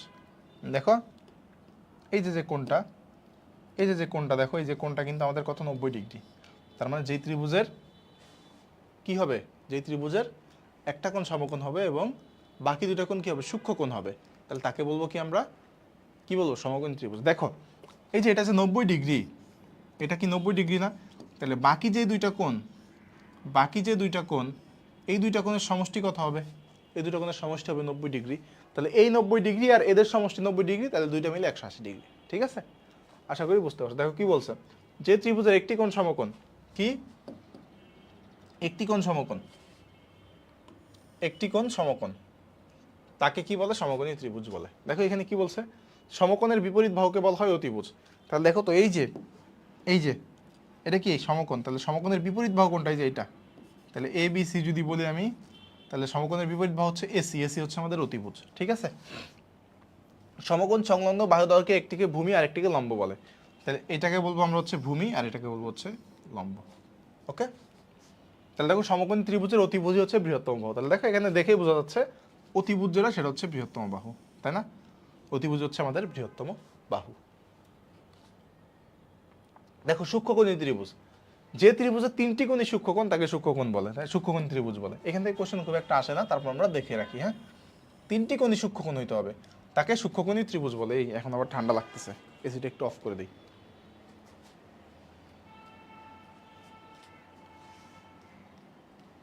কি রে ভাই, অফ হয় না কেন? দেখো যে ত্রিভুজের তিনটা কোণই কি সূক্ষ্মকোণ তাকে সূক্ষ্মকোণী ত্রিভুজ বলে। যেমন দেখো আমি যদি এখানে একটা ত্রিভুজ আঁকি, তাহলে দেখো তো এখানে তিনটা কোণই কি সূক্ষ্মকোণ না? একটা কোণ, এই একটা কোণ, এই তিনটাই কি 90 ডিগ্রি থেকে ছোট না? 90 ডিগ্রি থেকে কি ছোট, তার মানে এটা একটা সূক্ষ্মকোণী ত্রিভুজ। আর স্থূলকোণী ত্রিভুজ কি? যদি একটা কোণ স্থূলকোণ হয়, কোন একটা ত্রিভুজের যদি একটা কোণ স্থূলকোণ হয়, যদি একটি কোণ স্থূলকোণ হয়, তাহলে তাকে বলে কি? তাকে বলা হচ্ছে স্থূলকোণী ত্রিভুজ। তাকে বলে কি? স্থূলকোণী ত্রিভুজ। ওকে, এখন আসো কোশ্চেন, সমকোণী ত্রিভুজের কোনটি বৃহত্তর বাহু? কোনটা? অতিভুজ। এটা পাগলেও জানে, তাই না? পাগলেও জানে এটা, আর তোমরা তো মানুষ, ভালো মানুষ, তোমরা তো আরো আগে জানবা। একটি সমকোণী ত্রিভুজের তিন কোণের সমষ্টি কত? এটা কি সমকোণী ত্রিভুজ হোক, সমদ্বিবাহু ত্রিভুজ হোক, বিষমবাহু ত্রিভুজ হোক, যা ইচ্ছা তাই হোক, ত্রিভুজ যদি কয় তাহলে তিন কোণের সমষ্টি অবশ্যই কি হবে? 180 ডিগ্রি হবে। তিন কোণের সমষ্টি অবশ্যই 180 ডিগ্রি হবেই হবে। ওকে, দেখো সমকোণী ত্রিভুজের কয়টি কোণ সমকোণ? সমকোণী ত্রিভুজের কয়টা কোণ সমকোণ হয়? একটা কোণ সমকোণ হয়, একটা কোণ সমকোণ হয়। কয়টা কোণ? একটা কোণ। এই যে একটা সমকোণী ত্রিভুজ আঁকো, এই একটা কোণই তো সমকোণ নাকি? একটা কোণই তো সমকোণ। সমকোণী ত্রিভুজের সর্ববৃহৎ কোণটি কত? সমকোণী ত্রিভুজের দেখো, সমকোণী ত্রিভুজের এটা কি সমকোণ, এগুলা কি সূক্ষ্মকোণ না? এগুলা কি সূক্ষ্মকোণ? তাহলে সমকোণী ত্রিভুজের সবচেয়ে বড় কোণ কোন? তো এই যে 90 ডিগ্রিটা হচ্ছে সবচেয়ে বড় কোণ, 90 ডিগ্রি। আচ্ছা, সর্ববৃহৎ কোণ কত? অ্যান্সার হবে 90 ডিগ্রি। হ্যাঁ, অ্যান্সার হবে 90 ডিগ্রি। এখানে একটু টাইপিং মিস্টেক হয়েছে। হ্যাঁ, অ্যান্সার কত? 90 ডিগ্রি। কি ব্যাপার, এসি বন্ধ হয় না কেন রে ভাই? কত হবে? 90 ডিগ্রি। সর্ববৃহৎ কোণ কত? 90 ডিগ্রি। ওকে, সমকোণী ত্রিভুজের সর্ববৃহৎ কোণ কয়টি? 90 ডিগ্রি। যে এখানে আসছে আবার। হ্যাঁ, 90 ডিগ্রি, 90 ডিগ্রি। কত সহজ জিনিস। হ্যাঁ, জ্যামিতি কিন্তু খুব সহজ জিনিস আসে। ত্রিভুজের একটি কোণ উহার অপর দুটি কোণের সমষ্টি হলে ত্রিভুজটি কত? দেখো এই যে এখানে একটা জিনিস বলছিলাম না, কই গেল? দেখো এই যে কোণ কত? 90 ডিগ্রি, তাই না? 90 ডিগ্রি। তাহলে ত্রিভুজের তিন কোণের সমষ্টি যেহেতু 180 ডিগ্রি, তাহলে এই দুইটা কোণের সমষ্টি কত হবে? এই দুইটা কোণের সমষ্টি কত? 90 ডিগ্রি হবে না? এই দুইটা কোণের সমষ্টি কত? 90 ডিগ্রি। তাহলে আমি কি বলছে এখানে? দেখো ত্রিভুজের একটি কোণ উহার অপর দুটি কোণের সমষ্টি, অপর দুটি কোণের সমান। তাহলে অপর দুটি কোণের সমষ্টির সমান হলে কি হবে? তাহলে এই একটা হবে 90 ডিগ্রি, আর এই দুইটার যোগফল হবে কত? 90 ডিগ্রি। তাহলে এটা কি পরস্পর, এটা কি সমকোণী ত্রিভুজ। এটা হচ্ছে সমকোণী ত্রিভুজ। ওকে, একটি ত্রিভুজের দুটি কোণের পরিমাণ 35 ডিগ্রি এবং 55 ডিগ্রি হলে ত্রিভুজটি কোন ধরনের? দেখো 35 ডিগ্রি প্লাস 55 ডিগ্রি, তাহলে আরেকটা ত্রিকোণের মান বের করি। আর একটা কোণ আমি ধরলাম হচ্ছে এক্স, তাহলে তিন কোণের সমষ্টি কত? 180 ডিগ্রি। তাহলে দেখো তো, সুতরাং এক্স ইকুয়াল কত হয়? এক্স ইকুয়াল হয় হচ্ছে আমাদের 90 ডিগ্রি। এক্স ইকুয়াল হয় 90 ডিগ্রি। তাহলে ত্রিভুজের একটা কোণের মান 90 ডিগ্রি, তার মানে কি ত্রিভুজটা সমকোণী ত্রিভুজ। সমকোণী ত্রিভুজ, তাই না? সমকোণী ত্রিভুজ। সমকোণী ত্রিভুজের সমকোণ ব্যতীত অপর দুটি কোণের পরিমাপ কত? তাহলে সমকোণ ব্যতীত অপর যে দুইটা কোণ আছে তাদের সমষ্টি হবে কত 90 ডিগ্রি। 90 ডিগ্রি হবে না? তাহলে দেখো তো কোন ক্ষেত্রে যোগফল 90 ডিগ্রি হয়। এই ক্ষেত্রে যোগফল 90 ডিগ্রি হবে না, এই ক্ষেত্রে যোগফল 100 ডিগ্রি হয়ে গেছে, এটাও হবে না। দেখো 40 আর 50 কত 90, তার মানে সি নাম্বারটা হচ্ছে অ্যান্সার। সি নাম্বারটা হচ্ছে আমাদের অ্যান্সার। একটি সমকোণী ত্রিভুজের একটি সূক্ষ্মকোণ হচ্ছে, একটি সূক্ষ্মকোণ 90 ডিগ্রি, অপরটি কত দেখো তো। একটি সমকোণী ত্রিভুজের একটি সূক্ষ্মকোণ 90 ডিগ্রি, এটা তো হলো না। কোশ্চেন এখানে ভুল আছে। কোশ্চেন এখানে 60 ডিগ্রি হবে। দেখো কোশ্চেন এখানে কি হবে, 60 ডিগ্রি হবে। ওকে, এখানে কি হবে ভাই, 60 ডিগ্রি হবে। এখানে কি হবে, 60 ডিগ্রি হবে। দেখো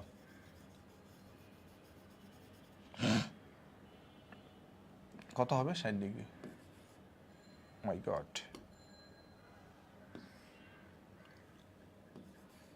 60 ডিগ্রি। দেখো তো একটি সমকোণী ত্রিভুজের একটি সূক্ষ্মকোণ হচ্ছে 60 ডিগ্রি, তাহলে অপরটি কত। দেখো আমরা জানি কি সমকোণী ত্রিভুজের একটা আছে 90 ডিগ্রি কোণ, তাহলে আরেকটা হচ্ছে বলছে 60 ডিগ্রি, তাহলে আরেকটাকে আমি ধরে নিলাম হচ্ছে এক্স, তাহলে তিন গুণের সমষ্টি কত 180 ডিগ্রি।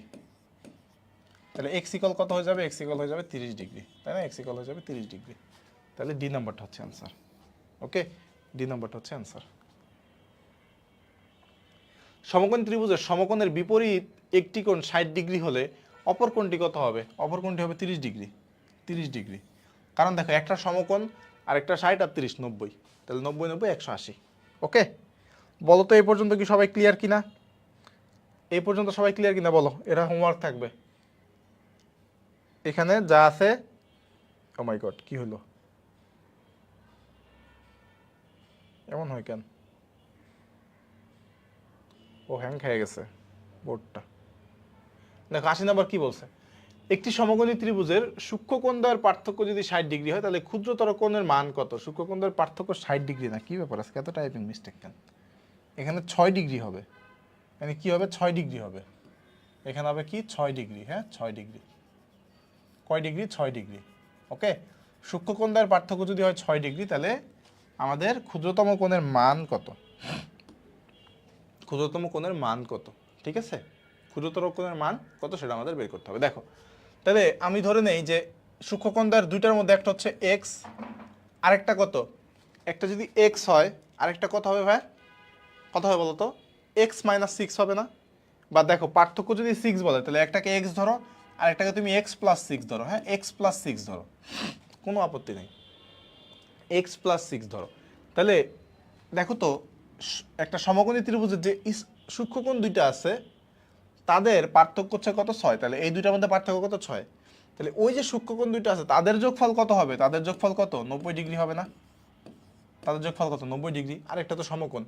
তাহলে দেখো তো এইখানে হচ্ছে আমার থাকে কত 2x প্লাস 6 ইকুয়াল হচ্ছে আমাদের 90 ডিগ্রি। তাহলে দেখো তো এক্স ইকুয়াল কত হয়ে যাবে, এক্স ইকুয়াল হয়ে যাবে 48 ডিগ্রি, তাই না 48 ডিগ্রি। এখন এখন দেখো তো এখানে আমাদের এক্স ইকুয়াল কি 48 ডিগ্রি হয়, হ্যাঁ 48 ডিগ্রি হয়। তাহলে দেখো তো আমাদের এখানে কি বলছে, ক্ষুদ্রতম কোণের মান কত, ক্ষুদ্রতম কোণের মান কত হবে বলো তো, ক্ষুদ্রতম কোণের মান কত বলো, কত হবে ক্ষুদ্রতম কোণের মান। এখানে একটু আমার ভুল হয়েছে, হ্যাঁ দুঃখিত, এখানে একটু ভুল হয়েছে। দেখো এখানে একটু ভুল হয়ে গেছে, দেখো তো একটা হচ্ছে এক্স আর একটা হচ্ছে কত বলছি এক্স প্লাস 6, তাই না, ওইখানে একটু যে ওইখানে হবে হচ্ছে তোমার 84, আমি হচ্ছে 96 চিন্তা করছি। দেখো এই দুইটা কোণের মান কত হবে, যোগফল হবে 90 ডিগ্রি, তাই না, যোগফল হবে কত 90 ডিগ্রি। তাহলে দেখো তো এখানে এক্স প্লাস 6 মানে কত হবে 2x ইকুয়াল হচ্ছে কত 84 ডিগ্রি, তাই না 84 ডিগ্রি। তাহলে এক্স ইকুয়াল কত ভাই, এক্স ইকুয়াল হচ্ছে 42 ডিগ্রি। তাহলে এখন দেখো তো আমরা দুইটা কোণ ধরছিলাম কি কি, একটা হইতেছে এক্স আর একটা হচ্ছে এক্স প্লাস 6।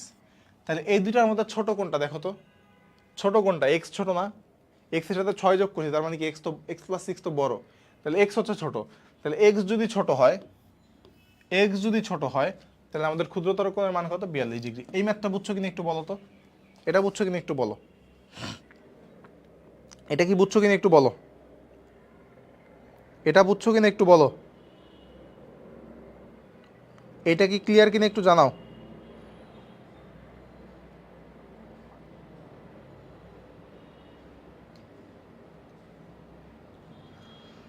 সবাই কি ক্লিয়ার? ওকে, চলো আমরা এখন পরের ম্যাথটায় যাই। দেখো কি বলছে, একটি সমকোণী সমদ্বিবাহু ত্রিভুজের 3 কোণের পরিমাণ কত? সমকোণী, আচ্ছা দেখো সমকোণী ত্রিভুজ, সমকোণী ত্রিভুজ আসা মানে কত, একটা কোণ হয়ে যাবে কত 90 ডিগ্রি, তাই না? 90 ডিগ্রি। আচ্ছা সমদ্বিবাহু, সমদ্বিবাহু মানে কি বাহু দুইটা সমান, দুইটা বাহু যদি সমান হয় তাহলে দুইটা কোণও সমান হবে, তাহলে দুইটা বাহু যদি সমান হয় দুইটা কোণও কি সমান হবে, তাহলে একটা যদি 90 ডিগ্রি হয়ে যায় বাকি দুইটার মান হবে কত 90 ডিগ্রি, মানে বাকি দুইটার সমষ্টি হবে কত 90 ডিগ্রি। তাহলে যেহেতু সমদ্বিবাহু তাহলে এই 90 ডিগ্রিটা কি সমান দুই ভাগে ভাগ হবে, অর্থাৎ কত 45 ডিগ্রি আর 45 ডিগ্রি, 45 ডিগ্রি আর হচ্ছে 45 ডিগ্রি।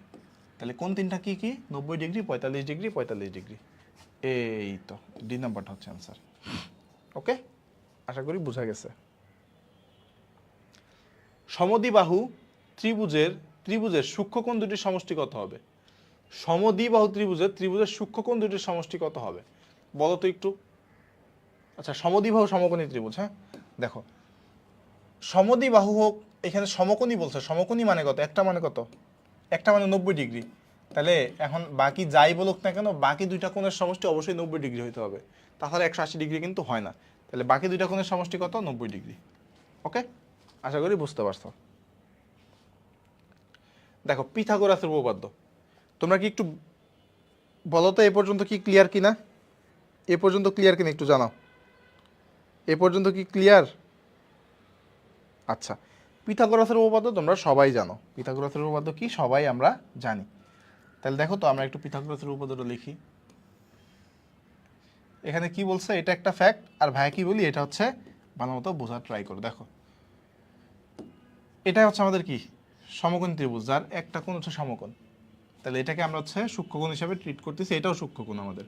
তাহলে আমি যদি বলি এটাকে এ বলি, এটাকে যদি বি বলি, এটাকে যদি সি বলি, তাহলে এখানে অতিভুজ কোনটা বলো তো, অতিভুজ হচ্ছে এসি, তাহলে অতিভুজ স্কোয়ার ইকুয়াল লম্ব স্কোয়ার প্লাস ভূমি স্কোয়ার। লম্ব কত, ওই যে এ বি যার লম্ব আকারে থাকবে ওইটা, তাহলে এ বি আর ভূমি হচ্ছে কত নিচে যেটা থাকবে সেটা, তাহলে বিসি, তাহলে A B square plus BC square.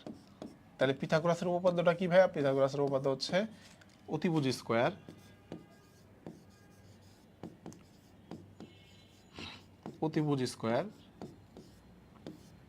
Equal কি লম্ব স্কোয়ার প্লাস ভূমি স্কোয়ার, লম্ব স্কোয়ার প্লাস ভূমি স্কোয়ার, তাই না? অতিভুজ স্কোয়ার ইকুয়াল লম্ব স্কোয়ার প্লাস ভূমি স্কোয়ার। ওকে, লম্ব স্কোয়ার প্লাস ভূমি স্কোয়ার, তাহলে এটা হচ্ছে আমাদের পিথাগোরাসের উপপাদ্য বা পিথাগোরাসের সূত্র। ওকে, তো চলো এইটা দিয়ে প্রচুর ম্যাথ আসবে, প্রচুর ম্যাথ। তোমাকে অতিভুজ দেওয়া থাকবে, লম্ব দেওয়া থাকবে, বলবো ভূমির মান বের করো, বা লম্ব আর ভূমি দেওয়া থাকবে, বলবো অতিভুজের মান বের করো, প্রচুর ম্যাথ। ঠিক আছে, দেখো এখানে আমি হোমওয়ার্ক দিব তোমাদের। দেখো একটি সমকোণী ত্রিভুজের ভূমি দেয়া আছে, উচ্চতা দেয়া আছে, এবং অতিভুজ সি হলে তাহলে নিচের কোনটি সঠিক? আমরা জানি কি অতিভুজ স্কোয়ার, অতিভুজ মানে কত সি, অতিভুজ স্কোয়ার ইকুয়াল আমরা কি জানি, অতিভুজ স্কোয়ার ইকুয়াল লম্ব স্কোয়ার, লম্ব মানে উচ্চতা, ঠিক আছে, লম্ব মানেই হচ্ছে উচ্চতা, তাহলে লম্ব স্কোয়ার প্লাস ভূমি স্কোয়ার, ভূমি মানে কত এ, তাহলে এ স্কোয়ার, তাহলে C square equal A square plus B square, তাহলে C square equal A square plus B square, C নাম্বারটা হচ্ছে answer. Okay, C is the answer. একটি ত্রিভুজের ভূমি দেয়া আছে, অতিভুজ দেয়া আছে, তাহলে এর উচ্চতা কত?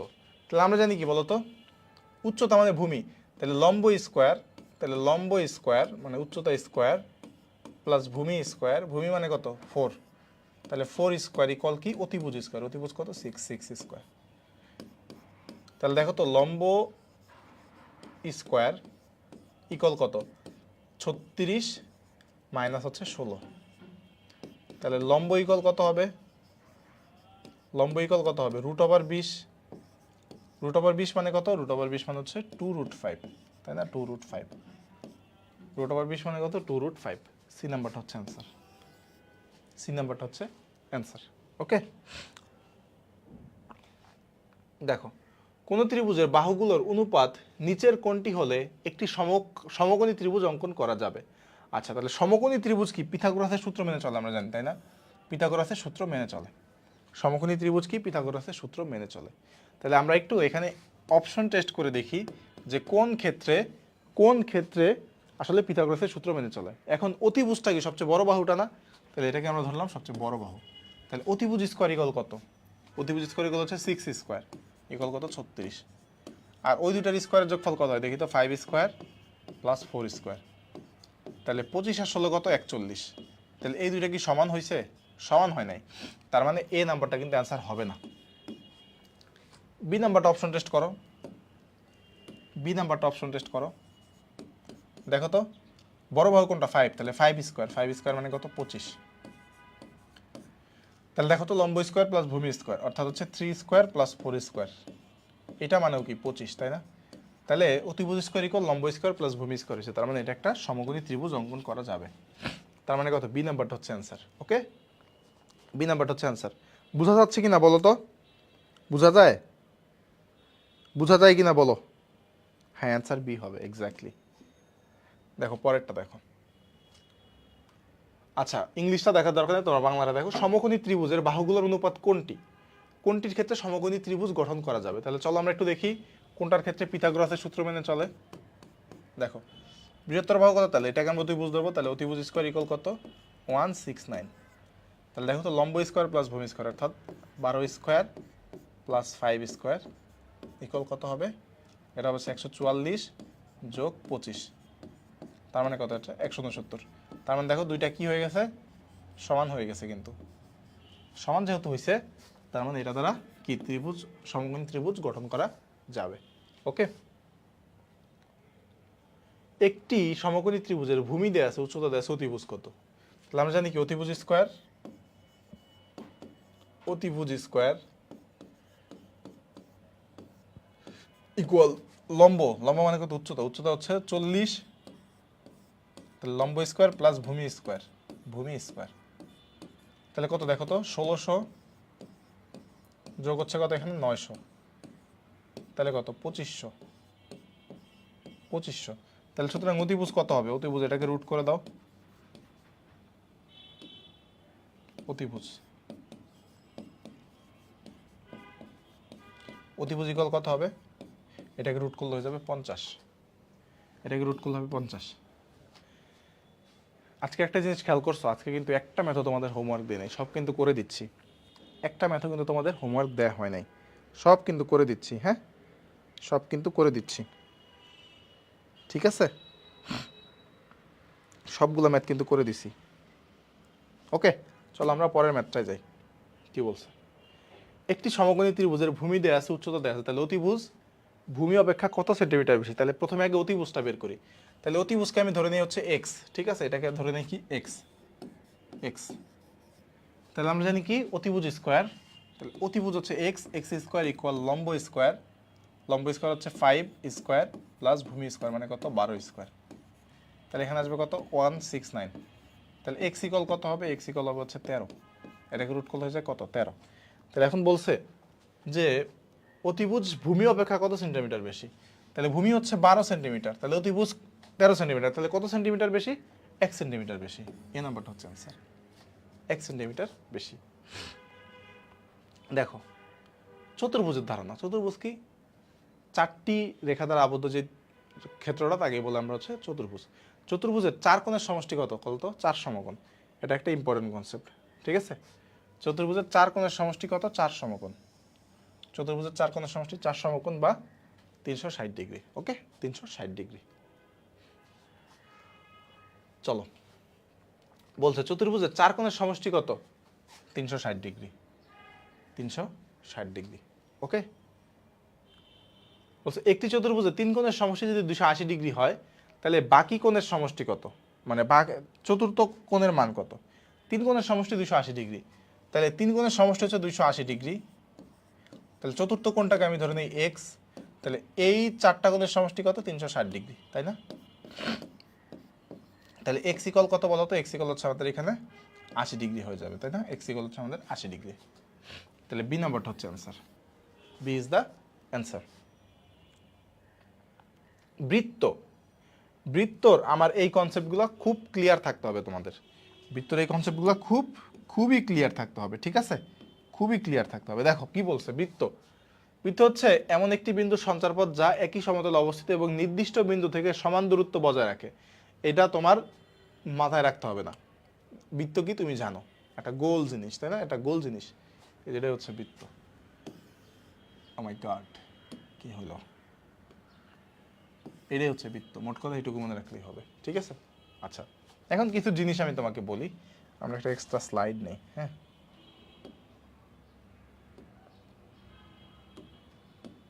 দেখো একটু, মনে করো এই যে বৃত্ত যেটা, এটাকে বলি আমরা কি বৃত্তের কেন্দ্র। আচ্ছা, কেন্দ্র, এই যে পুরা জিনিসটা, এটাকে বলি কি আমরা পরিধি, তাই না? এটাকে বলি আমরা পরিধি। এটাকে আমরা কি বলি? পরিধি। এটাকে বলে আমরা পরিধি। তাহলে এই কেন্দ্র থেকে এইটুকুর যে দূরত্ব, পরিধির উপরে যে কোনো একটা বিন্দুর দূরত্বকে কি বলে? ব্যাসার্ধ। তাহলে কেন্দ্র থেকে পরিধির উপর যে কোনো একটা বিন্দুর দূরত্বকে কি বলে? ব্যাসার্ধ বলে। এটাকে কি বলে? ব্যাসার্ধ বলে, তাই না? আর আচ্ছা, এই যে এইখান থেকে এইটুকু, অর্থাৎ এই পুরা ব্যাসার্ধের দ্বিগুণ যেটা, এইটাকে বলা হচ্ছে ব্যাস। ব্যাস, ব্যাস কত? 2r।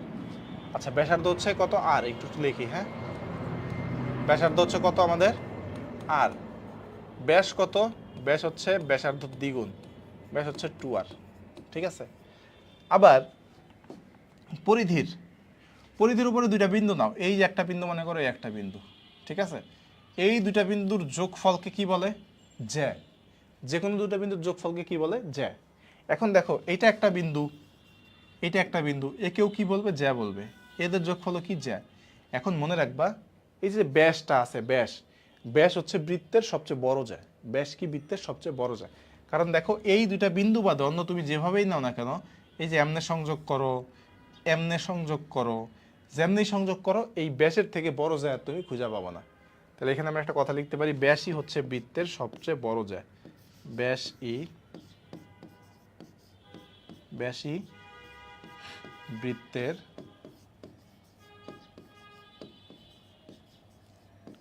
সবচেয়ে কি? বড় জ্যা। বড় জ্যা। ব্যাসই কি? বৃত্তের সবচেয়ে বড় জ্যা। ওকে, আচ্ছা, এখন একটু চলো এই জিনিসগুলো একটু বলি। দেখো, মাই গড, কি হলো? দেখো, জ্যা। জ্যা কি? বৃত্তের দুটি ভিন্ন বিন্দুর সংযোগ রেখাংশ বৃত্তের কি বলে? জ্যা বলে। এটা বলছি আমরা। যে কোনো দুইটা বৃত্ত, মানে যে কোনো দুইটা বিন্দুর সংযোগ রেখা যেটা, তাকে আমরা কি বলবো? জ্যা বলবো। ব্যাস কি? বৃত্তের যে জ্যা কেন্দ্র দিয়ে যায়। দেখো তো, এই জ্যাটা কি কেন্দ্র দিয়ে যায় না? এই জ্যাটা কি কেন্দ্র দিয়ে গেছে না? এই যে কেন্দ্র দিয়ে গেছে। তাহলে যে জ্যা কেন্দ্রগামী বা কেন্দ্র দিয়ে যায়, তাকে কি বলে? আমরা কি বলবো তাকে? বলো তো। তাকে বলবো হচ্ছে ব্যাস। এই যে ব্যাস। ব্যাসার্ধ কি? ব্যাসার্ধ হচ্ছে ওই যে কেন্দ্র থেকে যে কোনো একটা বিন্দুর দূরত্ব, সেটা হচ্ছে আমাদের ব্যাস। আর পরিধি কি? পরিধি, এই যে পরিধি তো বলছি, তাই না? পরিধি, এই যে পুরাটুকু হচ্ছে আমাদের পরিধি। পুরাটুকু হচ্ছে পরিধি। এখন একটা কোশ্চেন আসতে দেখা যায় যে বৃত্তের দৈর্ঘ্যকে কি বলে? বৃত্তের দৈর্ঘ্যকে কি বলে? বৃত্তের দৈর্ঘ্যকে কি বলে? বৃত্তের দৈর্ঘ্য, বৃত্তের দৈর্ঘ্য জিনিসটা কি আসলে? বৃত্তের দৈর্ঘ্য জিনিসটা কি বলতো? এই যে পরিধি, এটা এটা কি? এটাই কি আমাদের বৃত্তের দৈর্ঘ্য না? এইটুকু কি আমার দৈর্ঘ্য না? কতটুকু ঘুরতেছে সেটাই তো আমাদের দৈর্ঘ্য। তাহলে ওইটার নাম হচ্ছে বৃত্তের ক্ষেত্রে কি? পরিধি। এটা কি? পরিধি। ওকে, পরিধি, পরিধি। ওকে, চলো আমরা ম্যাথগুলো দেখি একটু। একটি বৃত্তের যে কোনো দুটি বিন্দুর সংযোগ রেখাংশকে কি বলে? জ্যা বলে। যে কোনো দুইটা বিন্দুর সংযোগ রেখাংশকে জ্যা বলে। কিন্তু ওই দুইটা সংযোগ রেখাংশ যদি কেন্দ্র দিয়ে যায়, তাহলে তাকে কি বলবে? ব্যাস বলবে। ঠিক আছে, আশা করি বুঝছো। বৃত্তের পরিধি এর উপর দুটি বিন্দুর ছেদকারী বৃত্তের মধ্যবর্তী রেখাকে কি বলে? দেখো তো, বৃত্তের পরিধি এর উপর, দেখো বৃত্তের পরিধি দুটি বিন্দুর ছেদকারী বৃত্তের মধ্যবর্তী রেখাকে কি বলে? কোশ্চেনটা একটু ভালো মতো পড়ো। দেখো, বৃত্তের পরিধি এর দুটি বিন্দুর ছেদকারী বৃত্তের মধ্যকার রেখাকে কি বলে? মনে করো এই একটা বৃত্ত আছে, এই একটা বৃত্ত আছে, তাহলে এদের এই যে মাঝখান দিয়ে যে রেখাটা গেছে, তাকে কি বলে বলতো? তাকে বলা হচ্ছে স্পর্শক। তাকে কি বলে? স্পর্শক। স্পর্শক। ওকে, স্পর্শক। দেখো, দুজনে কি স্পর্শ করে গেছে, তাই না? স্পর্শ করে গেছে। ওকে, আশা করি বুঝতে পারছো। বৃত্তের কেন্দ্র থেকে পরিধির যে কোনো বিন্দুর সংযোগ রেখাংশকে কি বলে বলতো? এই যে মনে করো বৃত্ত, বৃত্তর কেন্দ্র থেকে পরিধির উপর যে কোনো বিন্দুর সংযোগ রেখাংশকে কি বলে বলতো? ব্যাসার্ধ বলে। ব্যাসার্ধ বলে। ব্যাসার্ধ, ব্যাসার্ধ, তাই না? বৃত্তের কেন্দ্রগামী যাকে কি বলে? ব্যাস বলে। বৃত্তের কেন্দ্রগামী যাকে কি বলে? ব্যাস বলে। এগুলো কিন্তু লিখে দিয়েছিলাম, দেখো এই যে বৃত্তের কেন্দ্রগামী যাকে কি বলে, কই গেল এগুলা, এই যে দেখো, দেখো ব্যাসই বৃত্তের সবচেয়ে বড় জ্যা, এই যে এখানে লেখা আছে, দেখো বৃত্তের কেন্দ্রগামী যাকে কি বলে? ব্যাস বলে। দেখো এই যে কেন্দ্র দিয়ে যায় জ্যাটি, সেটা হচ্ছে বৃহত্তর ব্যাস বা জ্যা। ঠিক আছে, তার মানে আমরা কি পাইলাম? বৃত্তের কেন্দ্রগামী জ্যা হচ্ছে আমাদের কি? ব্যাস। বৃত্তের কেন্দ্রগামী জ্যা হচ্ছে ব্যাস। দেখো বৃত্তের দৈর্ঘ্যকে কি বলে? বৃত্তের দৈর্ঘ্যকে কি বলে বলো তো? বৃত্তের দৈর্ঘ্যকে কি বলে? পরিধি। এটা কিন্তু লিখে দিছি মাত্রই। বৃত্তের দৈর্ঘ্যকে কি বলে? পরিধি বলে। বৃত্তর কেন্দ্র থেকে সমুদ্রবর্তী যে বক্ররেখা আঁকা হয় তাকে কি বলে বলো তো? এটা লাগবে না তোমাদের, এটা লাগবে না, দরকার নাই, এই কনসেপ্টের জিনিস জীবনেও আসবে না। একটি বৃত্তের বৃহত্তর জ্যাটি ব্যাসার্ধের কি বলতো? বৃহত্তর জ্যা কি? ব্যাসার্ধের। বৃহত্তর জ্যাটা কি? আমাদের ব্যাস। তাহলে ব্যাস কি? ব্যাসার্ধের দ্বিগুণ না? ব্যাস কি? ব্যাসার্ধের দ্বিগুণ। ব্যাস হচ্ছে ব্যাসার্ধের দ্বিগুণ। ব্যাস কি? ব্যাসার্ধের দ্বিগুণ। ওকে। বৃত্তের সর্ববৃহৎ জ্যাকে কি বলে? এটা তো দেখছি। বৃত্তের সর্ববৃহৎ জ্যাকে কি বলে? আমাদের ব্যাস বলে। সর্ববৃহৎ জ্যাকে কি বলে? ব্যাস বলে। আচ্ছা, এই পর্যন্ত সবাই ক্লিয়ার কিনা বলো? এই পর্যন্ত সবাই ক্লিয়ার কিনা একটু কমেন্টে জানাও। এই পর্যন্ত সবাই ক্লিয়ার কিনা একটু কমেন্টে জানাও।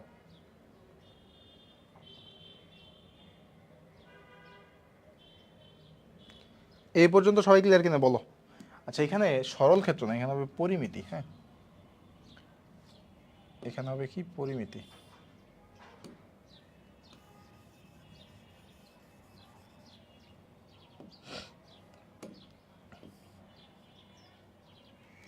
এখানে হবে পরিমিতি।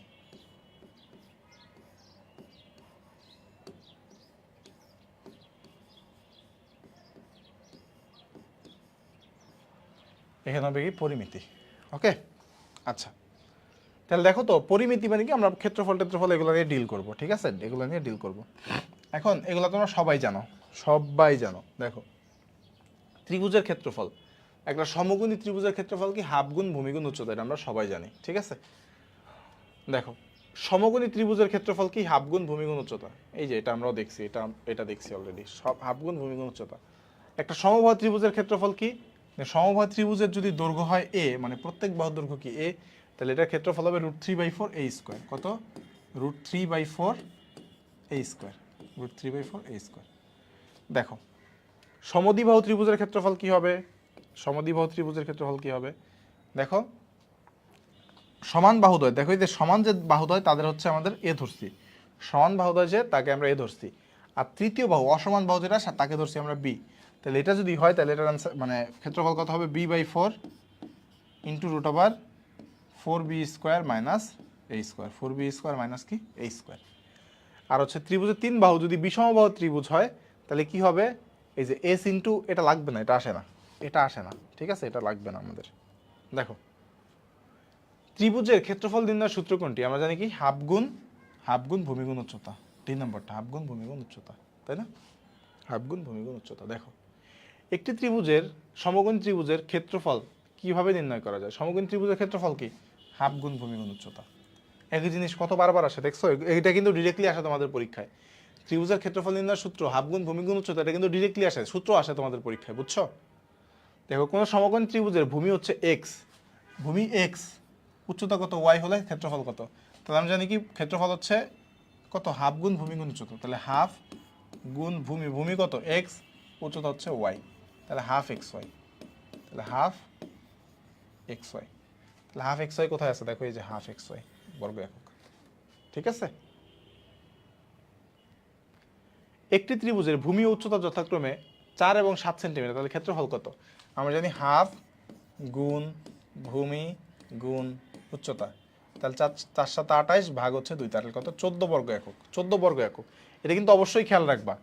14 বর্গ একক, এই যে বর্গ একক কথাটা যেন থাকে। ঠিক আছে, বর্গ কথাটা যেন অবশ্যই থাকে। ওকে। একটি সমকোণী ত্রিভুজের সমকোণ সংলগ্ন বাহুদ্বয়ের দৈর্ঘ্য যথাক্রমে এত। আচ্ছা, সমকোণী ত্রিভুজ দেখো তো, এই যে সমকোণী ত্রিভুজ, তাহলে এই হচ্ছে সমকোণ। তাহলে সমকোণ সংলগ্ন বাহু দুটা কোনটা? এই যে একটা আর এই যে একটা। তাহলে কি একটা ভূমি আর একটা কি উচ্চতা? কারণ এটা তো আমাদের কি অতিভুজ, এটা কি আমাদের অতিভুজ, তাহলে একটা এখানে হচ্ছে একটা ভূমি, একটা হচ্ছে কি, একটা ভূমি, একটা হচ্ছে উচ্চতা। তাহলে দেখো তো হাফ গুণ ভূমি গুণ উচ্চতা, তাহলে ভূমি কত ভাইয়া, কই জানো ভূমি, আচ্ছা দুইটা, একটা ভূমি হবে একটা উচ্চতা হবে, তাহলে কত 4। তাহলে দেখো 4 6 24 ভাগ 2 তার মানে কত 12, 12 বর্গ সেন্টিমিটার, 12 বর্গ সেন্টিমিটার। সি নাম্বারটা হচ্ছে answer, C is the answer. দেখো একটি সমবাহু ত্রিভুজের, সমবাহু বলছে কিন্তু, সমবাহু ত্রিভুজের একটি বাহু 16 মিটার, তাহলে ত্রিভুজের ক্ষেত্রফল কত? তাহলে আমরা জানি কত, আমরা জানি সমবাহু ত্রিভুজের ক্ষেত্রফল কত, √3/4 a স্কয়ার। তাহলে দেখো তো √3/4 এ মানে কত, এ মানে হচ্ছে 16, তাহলে 16 স্কয়ার। তাহলে দেখো এটাকে আমরা এখন কাটাকাটি করবো কেমনে, এটা একটা ফ্যাক্ট তাই না? দেখো তো এমনি কাটাকাটি করবো, এই যে √3 আছে, 16 স্কয়ার মানে কত, 16 স্কয়ার মানে 16 × 16 তাই না, 16 × 16, আর এখানে হচ্ছে 4। তাহলে দেখো তো কাটাকাটি করো, 4 দিয়ে কাটাকাটি করো কত, 4, তাহলে 4 × 16 কত 64, তাহলে 64 √3, 64 √3, সি নাম্বারটা হচ্ছে আনসার, 64 √3। ওকে, আশা করি সবাই বুঝছো। আয়তক্ষেত্রের ক্ষেত্রফল কত ভাই, আয়তক্ষেত্রের ক্ষেত্রফল এটা সবাই জানে, দৈর্ঘ্য গুণ প্রস্থ তাই না? আয়তক্ষেত্রের ক্ষেত্রফল কত, দৈর্ঘ্য গুণ প্রস্থ, এটা আমরা সবাই জানি। আচ্ছা দেখো এখানে একটু কিছু জিনিস একটু লিখি, হ্যাঁ দেখো আয়তক্ষেত্র কি, আয়তক্ষেত্র আমাদের ক্লাস কিন্তু আর খুব বেশি টাইম লাগবে না, আর 20 মিনিটের মধ্যে শেষ হয়ে যাবে। আয়তক্ষেত্র, ঠিক আছে, আয়তক্ষেত্র, আয়তক্ষেত্র দেখো তো, তুমি একটা আয়তক্ষেত্র নাও, মনে করো একটা আয়তক্ষেত্র নিলাম, এখানে কিছু মনে করো এ বি সি ডি, তাহলে আমি একটু লিখি যে ধরি আয়তক্ষেত্রের দৈর্ঘ্য হচ্ছে এ, প্রস্থ হচ্ছে বি, ঠিক আছে? আয়তক্ষেত্রের দৈর্ঘ্য হচ্ছে কত এ, দৈর্ঘ্য ইকুয়াল হচ্ছে এ, প্রস্থ কত বি, প্রস্থ ইকুয়াল কত বি, প্রস্থ ইকুয়াল কত বি। তাহলে দেখো তো, তাহলে আমাদের এখানে কি হবে, তাহলে এখানে আমাদের কি হবে বলো তো, আয়তক্ষেত্রের ক্ষেত্রফল, ক্ষেত্রফল ইকুয়াল কত, ক্ষেত্রফল হচ্ছে আমাদের দৈর্ঘ্য গুণ প্রস্থ, অর্থাৎ দৈর্ঘ্য গুণ প্রস্থ ইকুয়াল কত, এ গুণ বি, অর্থাৎ এবি বর্গ একক, এবি বর্গ একক, এবি বর্গ একক। আচ্ছা এখন আসো কর্ণ, কর্ণ কি, এই যে এটা একটা কর্ণ, এই যে এটা একটা কর্ণ, অর্থাৎ বিপরীত শীর্ষগুলোর যোগফল, ঠিক আছে? তাহলে কর্ণের দৈর্ঘ্য, কর্ণ, কর্ণ হচ্ছে √a² + b², √a² + b² একক, কর্ণ হচ্ছে √a² + b² একক, ঠিক আছে? আর কি, আর হচ্ছে পরিসীমা, পরিসীমা, পরিসীমা মানে কি ভাই, পরিসীমা হচ্ছে 4টা বাহুর যোগফল। তাহলে মনে করো এখানে তোমার এই বাহু হচ্ছে এ, দৈর্ঘ্য যদি এ হয়, প্রস্থ হচ্ছে বি, তাহলে এই বাহু যদি এ হয় তাহলে এই বাহু এ হবে, এই বাহু বি হলে এই বাহুটাও বি হবে। তাহলে 4টা বাহুর যোগফল, পরিসীমা কত, এ যোগ বি যোগ এ যোগ বি, তাই না? তাহলে কত হবে, 2 × a + b বলতে পারি আমরা, 2 × a + b, তাহলে পরিসীমা হচ্ছে 2 × a + b। এখান থেকে এই 3টা জিনিস আমাদের লাগবে, হ্যাঁ এই 3টা জিনিস লাগবে। তাহলে এটা দেখলাম। দেখো তাহলে আয়তক্ষেত্রের দৈর্ঘ্য হচ্ছে এ, প্রস্থ যদি বি হয়, তাহলে কর্ণের দৈর্ঘ্য কত, কর্ণের দৈর্ঘ্য হচ্ছে √a² + b², কর্ণের দৈর্ঘ্য কত, √a² + b²। আয়তক্ষেত্রের দুই বাহু যথাক্রমে এত হলে তাহলে কর্ণের দৈর্ঘ্য কত, তাহলে কর্ণের দৈর্ঘ্য কত, √, এটাকে তুমি এ ধরো, এটাকে তুমি বি ধরো, বি ধরো, তাহলে a² + b², তাহলে কত হবে, এখানে 5 হয়ে যাবে, তাই না, 5। সি নাম্বারটা হচ্ছে answer, C is the answer, ঠিক আছে, সি ইজ দ্য অ্যান্সার। কি তোমরা কি কিছু বলতেছো? আজকে এই ছোট ক্লাসের ম্যাথ এগুলো করে নিজেকে ম্যাথে ব্রিলিয়ান্ট লাগতেছে। ভালো কথা বলছো, কিন্তু সুন্দর কথা বলছো, তোমরা সবাই ব্রিলিয়ান্ট অবশ্যই, ঠিক আছে, একটু নিজেকে চর্চা করো তাহলেই হয়ে যাবে। দেখো একটি আয়তক্ষেত্রের দৈর্ঘ্য এত, প্রস্থ এত, তাহলে পরিসীমা কত, পরিসীমা আমরা জানি কত, 2 × a + b, এ মানে হচ্ছে দৈর্ঘ্য, বি মানে কত, প্রস্থ, 30, তাহলে 70, 70 × 2 = হচ্ছে 140, 140 মিটার। ওকে,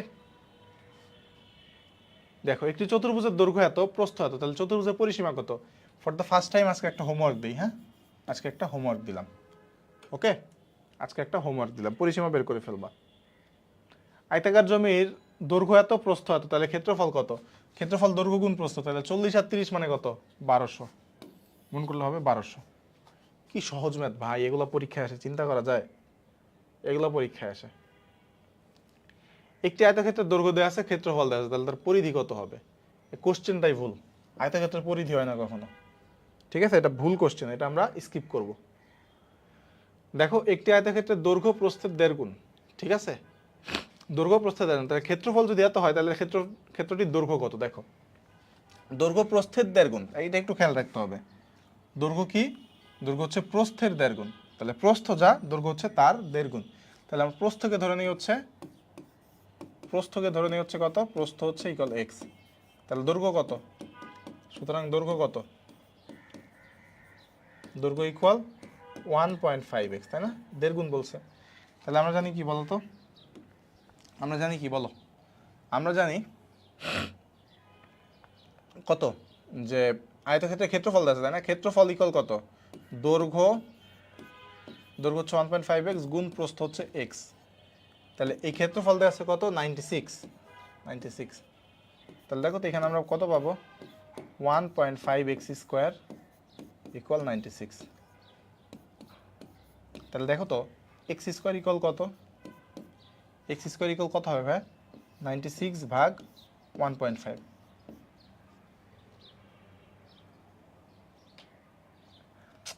হাঁচি আসতে যায় না আসলে যে কি বিরক্ত লাগে রে ভাই। একটা হাঁচি আসতেছিল, হাঁচি আসতে যায় আসলো না, কি যে একটা বিরক্তিকর অবস্থা। দেখো তাহলে এটা ক্ষেত্রে তুমি যদি কাটাকাটি করো, দেখো তো কত হবে? 96কে 1.5 দ্বারা ভাগ করলে হবে হচ্ছে 64। তাহলে সুতরাং এক্স ইকুয়াল কত? এক্স ইকুয়াল কত বলো তো? এক্স ইকুয়াল হবে হচ্ছে আমাদের, এক্স ইকুয়াল হবে 8। তাহলে এক্স এর মান পাইলাম, এক্স হচ্ছে আমাদের প্রস্থ, চাইছে কি দৈর্ঘ্য। তাহলে সুতরাং দৈর্ঘ্য কত? এটার সাথে 1.5 এর সাথে 8 গুণ করে দাও, তাহলে 8 গুণ করলে কত হয়ে যাবে? 12, অর্থাৎ 12 হচ্ছে অ্যান্সার। 12 হচ্ছে কি আমাদের অ্যান্সার। ওকে, 12 হচ্ছে আমাদের অ্যান্সার। আচ্ছা দেখো এটা তোমাদের হোমওয়ার্ক থাকবে। হ্যাঁ, এটা তোমাদের হোমওয়ার্ক। দেখো কি বলছে? একটি আয়তক্ষেত্রের দৈর্ঘ্য প্রস্থের দ্বিগুণ, আয়তক্ষেত্রের ক্ষেত্রফল যদি এত হয় তাহলে এর দৈর্ঘ্য কত? এটা তোমাদের হোমওয়ার্ক। সিমিলার ম্যাথ, ওইখানে ছিল 1.5 গুণ, এখানে হচ্ছে 2 গুণ, দ্যাটস ইট, আর কিচ্ছু না। দেখো বর্গক্ষেত্রটা কি ভাইয়া?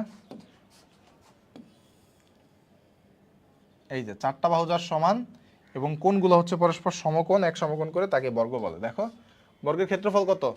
বর্গের ক্ষেত্রফল হচ্ছে এক বাহুর দৈর্ঘ্য স্কোয়ার। তাহলে আমি ধরে নেই এই এক বাহুর দৈর্ঘ্য হচ্ছে a, তাহলে বর্গের ক্ষেত্রফল হবে হচ্ছে a স্কোয়ার। আচ্ছা দেখো এটা হচ্ছে না, এটা ভুল, এটা লাগবে না আমাদের। দেখো বর্গের পরিসীমা দেখো তো, 4 ইন্টু এক বাহুর, 4 ইন্টু কি এক বাহুর দৈর্ঘ্য, অর্থাৎ দেখো তো 4 ইন্টু এক বাহুর দৈর্ঘ্য কত? a, অর্থাৎ 4a। ঠিক আছে, দেখো বর্গের কর্ণ কত হবে বলো তো? বর্গের কর্ণ হবে হচ্ছে a√2 একক, a√2 একক। ঠিক আছে, a√2। তাহলে চলো আমরা একটু কিছু ম্যাথ দেখি। একটি বর্গের এক বাহু 5 ইঞ্চি হলে বর্গের পরিসীমা কত? পরিসীমা মানে কত? 4 বাহুর যোগফল, তাহলে কত? 4a। 4a মানে কত? 4 5 20। পরিসীমা কত? 20। একটি বর্গক্ষেত্রের এক বাহুর দৈর্ঘ্য a হলে এর ক্ষেত্রফল কত? ক্ষেত্রফল হচ্ছে a স্কোয়ার বর্গমিটার। দেখো এইখানেও কিন্তু a স্কোয়ারই হয়, এখানেও কিন্তু a স্কোয়ারই হয়, কিন্তু এখানে আছে কত? মিটার। ক্ষেত্রফল সবসময় কি এককে থাকে? বর্গমিটার এককে থাকে। ক্ষেত্রফল সবসময় বর্গমিটার এককে থাকে। ওকে, বর্গের প্রত্যেক বাহুর দৈর্ঘ্য 3 সেন্টিমিটার হলে ক্ষেত্রফল কত? তাহলে ক্ষেত্রফল আমরা জানি কত? a স্কোয়ার, তাহলে a মানে কত? 3, তাহলে 3 স্কোয়ার মানে কত? 9, তাহলে 9 বর্গ সেন্টিমিটার। 9 বর্গ সেন্টিমিটার, এই যে এই নাম্বারটা হচ্ছে অ্যান্সার। ওকে, এই নাম্বারটা হচ্ছে অ্যান্সার। দুটি বর্গক্ষেত্রের বাহুর দৈর্ঘ্য যথাক্রমে a মিটার এবং b মিটার হলে তাদের ক্ষেত্রফলের অনুপাত কত? তাহলে দেখো যেই বর্গক্ষেত্রের বাহুর দৈর্ঘ্য a মিটার, তার ক্ষেত্রফল কত হবে ভাইয়া? তার ক্ষেত্রফল হচ্ছে a স্কোয়ার, তাই না? a square. যেই বর্গক্ষেত্রের বাহু দৈর্ঘ্য হবে b মিটার, তার ক্ষেত্রফল কি হবে ভাইয়া? তার ক্ষেত্রফল হবে হচ্ছে b স্কোয়ার বর্গমিটার। তাহলে অনুপাতটা কি হবে? অনুপাত হবে a স্কোয়ার অনুপাত b স্কোয়ার, a স্কোয়ার অনুপাত b স্কোয়ার, অর্থাৎ কি এ নাম্বারটা হবে অ্যান্সার, এ নাম্বারটা হবে অ্যান্সার। ওকে, আশা করি বুঝতেছো তোমরা। একটি বর্গক্ষেত্রের ক্ষেত্রফল 225 বর্গ মিটার হলে বাহুর দৈর্ঘ্য কত মিটার? তাহলে দেখো আমরা ধরে নেই বাহুর দৈর্ঘ্য কত, বাহুর দৈর্ঘ্য হচ্ছে আমরা ধরে নেই কত a মিটার, তাহলে ক্ষেত্রফল কত a square, a square, a square equal কত দেয়া আছে 225, তাহলে a ইকুয়াল কত হবে? a ইকুয়াল হচ্ছে √225, তাহলে √225 মানে কত? 15, এই যে এটা হচ্ছে অ্যান্সার, এই নাম্বারটা হচ্ছে অ্যান্সার। কত সহজ জিনিস তাই না? এগুলো কিন্তু পরীক্ষায় আসে। দেখো সামান্তরিক, দেখো সামান্তরিকের পরিসীমা কত ভাই? সামান্তরিকের পরিসীমা মনে করো একটা সামান্তরিক আগে আঁকি আমরা, হ্যাঁ একটা সামান্তরিক আগে আঁকি। তাহলে সামান্তরিকের দৈর্ঘ্য ধরে নাও a, প্রস্থ ধরে নাও b, ঠিক আছে? তাহলে দেখো তো সামান্তরিকের পরিসীমা কত হবে? 2 × a + b, 2 × a + b, অর্থাৎ 2 × দৈর্ঘ্য যোগ প্রস্থ। আর সামান্তরিকের ক্ষেত্রফল কত? ভূমি গুণ উচ্চতা, তাহলে উচ্চতা কোনটা? এই যে এইখান থেকে তুমি যদি নাও তাহলে এটা হচ্ছে আমাদের উচ্চতা। তাহলে সামান্তরিকের উচ্চতা কি, সরি ক্ষেত্রফল কি? ভূমি গুণ উচ্চতা। এই দুটো কিন্তু ডিরেক্টলি কোশ্চেন আসতে পারে, ডিরেক্টলি কোশ্চেন কিন্তু আসতে পারে। ওকে, তাহলে দেখো কোনো সামান্তরিক নির্ণয়, ক্ষেত্রফল নির্ণয়ের সূত্র কি? ভূমি গুণ উচ্চতা, ভূমি গুণ উচ্চতা, এটা হচ্ছে সামান্তরিকের ক্ষেত্রফল নির্ণয়ের ফর্মুলা। ওকে, সামান্তরিকের ভূমি দেয়া আছে 4 ফুট, উচ্চতা দেয়া আছে 3 ফুট, তাহলে ক্ষেত্রফল কত হবে? 4 আর 3 কি করে দিবা? 4 আর 3 গুণ করে দাও, তাহলে 4 আর 3 গুণ করে দিলে কি হবে? 3 × 4 = 12, 12 বর্গ ফুট, এটা কি তার ক্ষেত্রফল। একটি সামান্তরিকের দুটি সন্নিহিত বাহুর দৈর্ঘ্য যথাক্রমে এত সেন্টিমিটার এবং এত সেন্টিমিটার, তাহলে এর পরিসীমার অর্ধেক কত? তাহলে দেখো তো দৈর্ঘ্য দেয়া আছে আর প্রস্থ দেয়া আছে, তাহলে পরিসীমা কত? 2 × দৈর্ঘ্য যোগ প্রস্থ, তাহলে কত? 12, 12 × 2 = 24, তাহলে 24-এর অর্ধেক কত? 24-এর অর্ধেক কত ভাইয়া? 24-এর অর্ধেক কত? 24-এর অর্ধেক হচ্ছে আমাদের 12, এই নাম্বারটা হচ্ছে অ্যান্সার, তাই না? এই নাম্বারটা হচ্ছে অ্যান্সার। বলো এই পর্যন্ত ক্লিয়ার কি না? এই পর্যন্ত কি ক্লিয়ার? আরে আমার আগে অ্যান্সার দিচ্ছ তোমরা তো পুরাই সেরা, পুরাই জোস। ওকে, চলো এখন আমরা পরের ম্যাথে যাই। চলো, রম্বস। তাহলে রম্বসের পরিসীমা কি দেখো তো ভাই? রম্বস কিন্তু এক ধরনের, কি বলো তো, রম্বস হচ্ছে এক ধরনের বর্গ বলাটা ঠিক হবে না আসলে। রম্বসের কি 4টা ভয় কিন্তু সমান, তাই না? রম্বসের 4টা ভয় সমান থাকে, এটা এ হলে এটাও এ, এ, এ। তাহলে দেখো তো রম্বসের পরিসীমা কি হবে ভাইয়া? 4a, তাই না? 4 × এক বাহু দৈর্ঘ্য 4a। আর রম্বসের ক্ষেত্রফল কত বলতো? রম্বসের ক্ষেত্রফল হচ্ছে হাফ গুণ কর্ণদ্বয়ের গুণফল, হাফ গুণ কি? কর্ণদ্বয়ের গুণফল, হাফ গুণ কর্ণদ্বয়ের গুণফল, এটা হচ্ছে কি রম্বসের কি বলতো? রম্বসের আমাদের ক্ষেত্রফল, হাফ গুণ কর্ণদ্বয়ের গুণফল। তাহলে দেখো তো কি আছে ভাইয়া? রম্বসের ক্ষেত্রফল কত? হাফ গুণ কর্ণদ্বয়ের গুণফল, এই যে এই নাম্বারটা, ঠিক আছে? হাফ গুণ কর্ণদ্বয়ের গুণফল। একটি রম্বসের কর্ণদ্বয় যথাক্রমে 4 সেন্টিমিটার এবং 6 সেন্টিমিটার, তাহলে রম্বসের ক্ষেত্রফল কত হবে?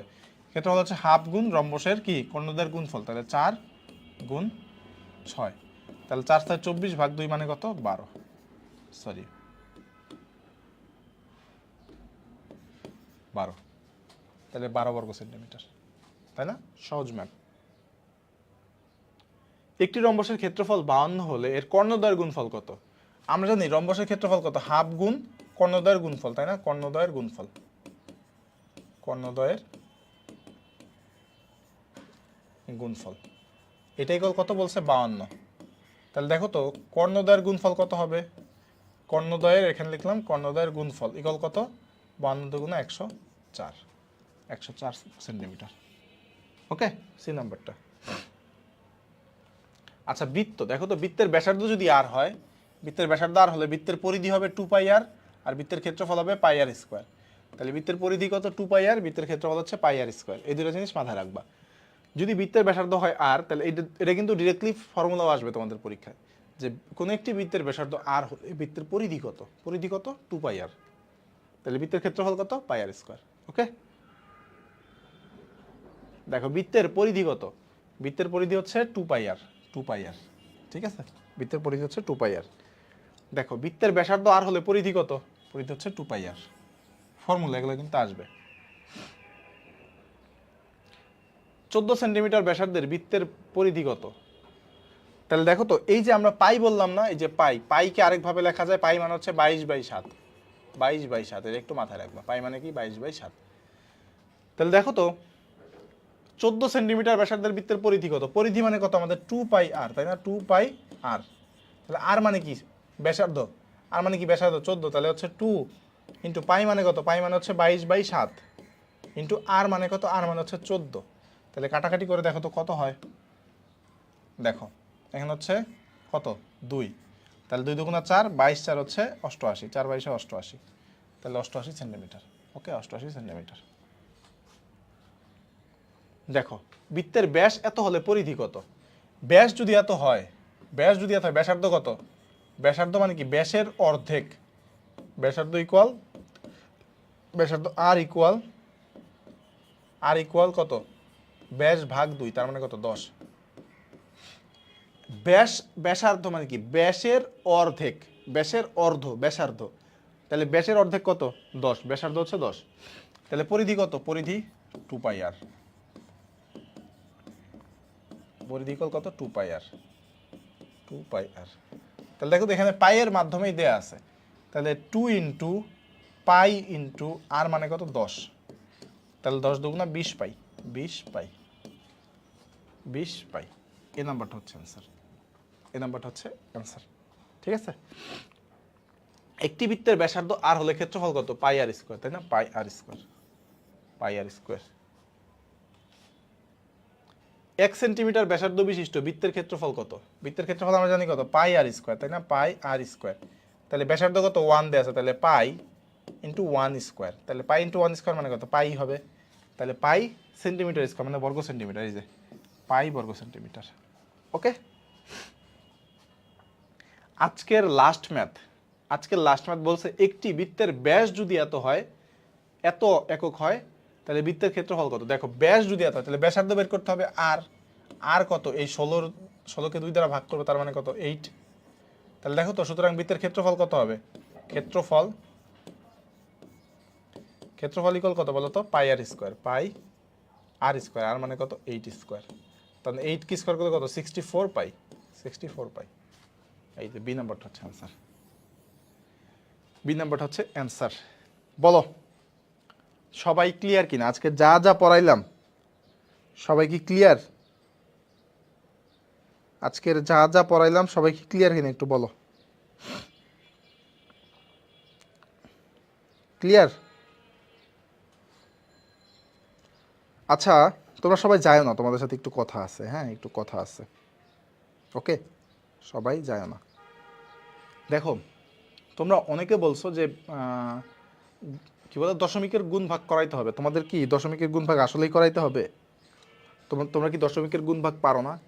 আমার খুব অবাক লাগছে যখন বলছে দশমিকের গুণ ভাগ করান। ভাই তোমরা কি দশমিকের গুণ ভাগ পারো না? একটু বলো তো। হ্যাঁ, ম্যাথ ক্লাস এটাই শেষ ক্লাস। বলো যে দশমিকের গুণ ভাগ কি তোমরা আসলেই পারো না? যদি তোমরা না পারো তাহলে আমার ক্লাস দিতে হবে, কিচ্ছু করার নাই। বাট যদি পারি না ভাইয়া, আচ্ছা পারি না, ক্যালকুলেশন ছাড়া ভুল হয়, আচ্ছা ক্যালকুলেটর ছাড়া ভুল হয়, আচ্ছা ভাইয়া পারি একটু বললে ভালো হয়। আচ্ছা শোনো, তাহলে দশমিকের গুণ ভাগের উপরে আমি একটা রেকর্ডেড ক্লাস দিব তোমাদের। হ্যাঁ, লাইভ ক্লাস আর হচ্ছে না, আমি একটা রেকর্ডেড ক্লাস দিব ঈদের আগে। দশমিকের গুণ ভাগের উপরে ঈদের আগে তোমাদের একটা রেকর্ডেড ক্লাস দিব, ঠিক আছে? ওকে, আচ্ছা আচ্ছা ঠিক আছে। দশমিকের গুণ ভাগে তোমাদের ভালোই সমস্যা আছে। এখন আমি বলি তোমাদের, দশমিকের গুণ ভাগ ছাড়া আমরা স্বয়ং সম্পূর্ণ। আমি যা পড়াইছি এর বাইরে থেকে কিচ্ছু আসবে না ইনশাল্লাহ, ঠিক আছে? এর বাইরে থেকে কিচ্ছু আসবে না। তোমাদের কাজ হচ্ছে ভাইয়ের যে পিডিএফগুলো আছে, তোমরা যে নোট করছো বা হচ্ছে কোনো টপিকে যদি বুঝতে সমস্যা হয় তাহলে অবশ্যই রেকর্ডের ওই পার্টটা একটু দেখে নিবা কষ্ট করে, ঠিক আছে? আমি চেষ্টা করছি আমার সাধ্যের মধ্যে রেখে তোমাদের সর্বোচ্চই প্রস্তুতিটা নিয়ে দেওয়ার জন্য, ঠিক আছে? তোমাদের কাজ হইতেছে এই জিনিসগুলোকে বারবার রিভাইজ করো, এই জিনিসগুলোকে বারবার রিভাইজ করো। তোমার এমন না যে একেবারে নোট করার মতো লিখতে হবে, তুমি রাফলি লিখো, রাফলি লিখে ম্যাথটাকে একটু মানে নিজের প্র্যাকটিসের মধ্যে নিয়ে আসো, নিজের আয়ত্তে নিয়ে আসো। তো দেখবা যে পরীক্ষার হলে গিয়ে মোটামুটি সবই কমন থাকবে। 10টা এমসিকিউর মধ্যে 10টায় দেখবে কমন পাবা, ঠিক আছে? হয়তো সংখ্যা উল্টা পাল্টা দেওয়া থাকবে কিন্তু টাইপ সেম থাকবে, এতটুকু নিশ্চয়তা আমি তোমাকে দিতেই পারি, ঠিক আছে? তো এই নার্সিংয়ে হচ্ছে নার্সিং টিম আসছে, অর্থাৎ আমাদের লাস্ট আওয়ার নার্সিং প্রিপারেশন করছে। তোমার সাকলাইন ভাইয়ের সাথে যাত্রাটা কেমন ছিল, বা হচ্ছে এ, মানে তোমার এই ম্যাথের যে ভয়, বা ম্যাথ যারা ভয় পাইতা, যারা পারো তারা তো পারোই, কিন্তু যারা ভয় পাইতা তাদের কি একটু হইলেও ভয় দূর হয়েছে কিনা, বা মানে এই ম্যাথের যে 6টা ক্লাস ছিলাম, ক্লাসগুলো করার পর আসলে তোমার কেমন মনে হয়েছে। তো সাকলাইন ভাইয়ের সাথে যাত্রাটা অবশ্যই আমাদের বিপি ড্রিম আর কি বলে নার্সিং ড্রিমার যে গ্রুপটা আছে সেই গ্রুপে কিন্তু অবশ্যই শেয়ার করবা। আমি প্রত্যেকের পোস্ট করব ভাইয়াকে। আমি জানি না তোমরা আমাকে মিস করবা কিনা, আমি তোমাদের প্রচণ্ড মিস করব, প্রচণ্ড মিস করব, ঠিক আছে। তোমরা অবশ্যই রেজাল্ট পাওয়ার সাথে অবশ্যই জানাবা। আমি আশাবাদী এবং আমরা আশাবাদী আমাদের এই গ্রুপ থেকে, আমাদের এই স্টুডেন্টদের থেকে নার্সিংয়ে টপ 100-এর মধ্যে অন্তত 20 জন থাকবে, আমরা এটুকু আশাবাদী, ঠিক আছে। তো তোমাদের অনেক অনেক সফলতা কামনা করি, মন থেকে অনেক বেশি দোয়া, অনেক বেশি দোয়া। তোমরা বাংলাদেশের যেই প্রান্তে যাও, মানে কি বলবো, একদম সফলতার সর্বোচ্চ শিখরে পৌঁছায় যাও, ঠিক আছে। সর্বোপরি একটা নির্দেশনা থাকবে, একটা অনুরোধ থাকবে, ঠিক আছে, রিকোয়েস্ট থাকবে, ভালো মানুষ হও, তোমার দ্বারা কেউ যেন ক্ষতিগ্রস্ত না হয়, ঠিক আছে। তোমার দ্বারা কেউ যেন ক্ষতিগ্রস্ত না হয়। তুমি সবসময় অনেস্ট থেকে পরিশ্রম করবে, সফলতা দেখবে আসবেই, সফলতা আসবেই, মাস্ট, হয় 2 দিন আগে অথবা 2 দিন পরে। অনেক কথা বলে ফেললাম, জ্ঞান দিয়ে ফেললাম, ঠিক আছে। তোমরা, হ্যাঁ অবশ্যই তোমাদের জন্য দোয়া করি, তোমাদের জন্য। মানে পরীক্ষার আগে তোমাদের থেকে আমাদের টেনশনই বেশি, বুঝছো, যে আমাদের স্টুডেন্টরা যেন কী না কী করবে, পরীক্ষার হলে যে কী না কী যেন লিখবে, মানে এই একটা টেনশন। তোমরা তো টেনশন করোই, তোমরা পরীক্ষা দিচ্ছ, বাট আমাদেরও প্রচণ্ড টেনশন হয়, বুঝছো, ঠিক আছে। অনেক কথা বললাম, অনেক কথা বললাম, আর কথা না বাড়াই। তোমরা এই যে টাইমগুলো আছে এখন, খুবই ভ্যালুয়েবল টাইম, এখন খুবই ভ্যালুয়েবল টাইম। এই টাইমটা ভালো মতো কাজে লাগাও, প্রত্যেকটা সেকেন্ড ইম্পর্টেন্ট, প্রত্যেকটা মিনিট ইম্পর্টেন্ট, ঠিক আছে। ভালো মতো কাজে লাগাও। কোনো সমস্যা হইলে ভাইকে নক দিবা, ম্যাথ রিলেটেড কোনো সমস্যা হলে ভাইকে নক দিবা, ঠিক আছে। তো আর কথা না বাড়াই, আর কথা না বাড়াই, ভাইয়ের জন্য দোয়া করবা, ভাইয়ের জন্য দোয়া করবা। হুটহাট কোনো একদিন হয়তো লাইফ নিতে চলে আসবো, হয়তো ক্লাস নিতে চলে আসবো, সারপ্রাইজ দেওয়ার জন্য তোমাদের। তোমরা সবাই ভালো থাকো। বিদায় নিতে কষ্ট লাগতেছে আসলে, মানে কি বলবো, মানে এই জন্য দেখো আমি কিন্তু ক্লাস শেষে, তোমরা কিন্তু খেয়াল করছো, আমি কিন্তু ক্লাস শেষে কথা দীর্ঘায়িত করি না, বা ক্লাসের মাঝেও কিন্তু আমি কোনো মানে কি বলে প্রাসঙ্গিক কথাবার্তা ছাড়া অন্য কোনো কথা বলি না। আমি তো ক্লাসে টু দ্য পয়েন্ট কথা বলি, কিন্তু আজকে কিন্তু দেখছো আমি কিন্তু কথা দীর্ঘায়িত করতেছি, আমার বিদায় নিতে ইচ্ছা করতেছে না, বুঝতে পারছো, বিদায় নিতে ইচ্ছা করতেছে না তোমাদের থেকে। যাই হোক, ক্লাস তো শেষ করতেই হবে, তাই না। তো তোমরা সবাই ভালো থাকো, সুস্থ থাকো, আল্লাহ হাফিজ।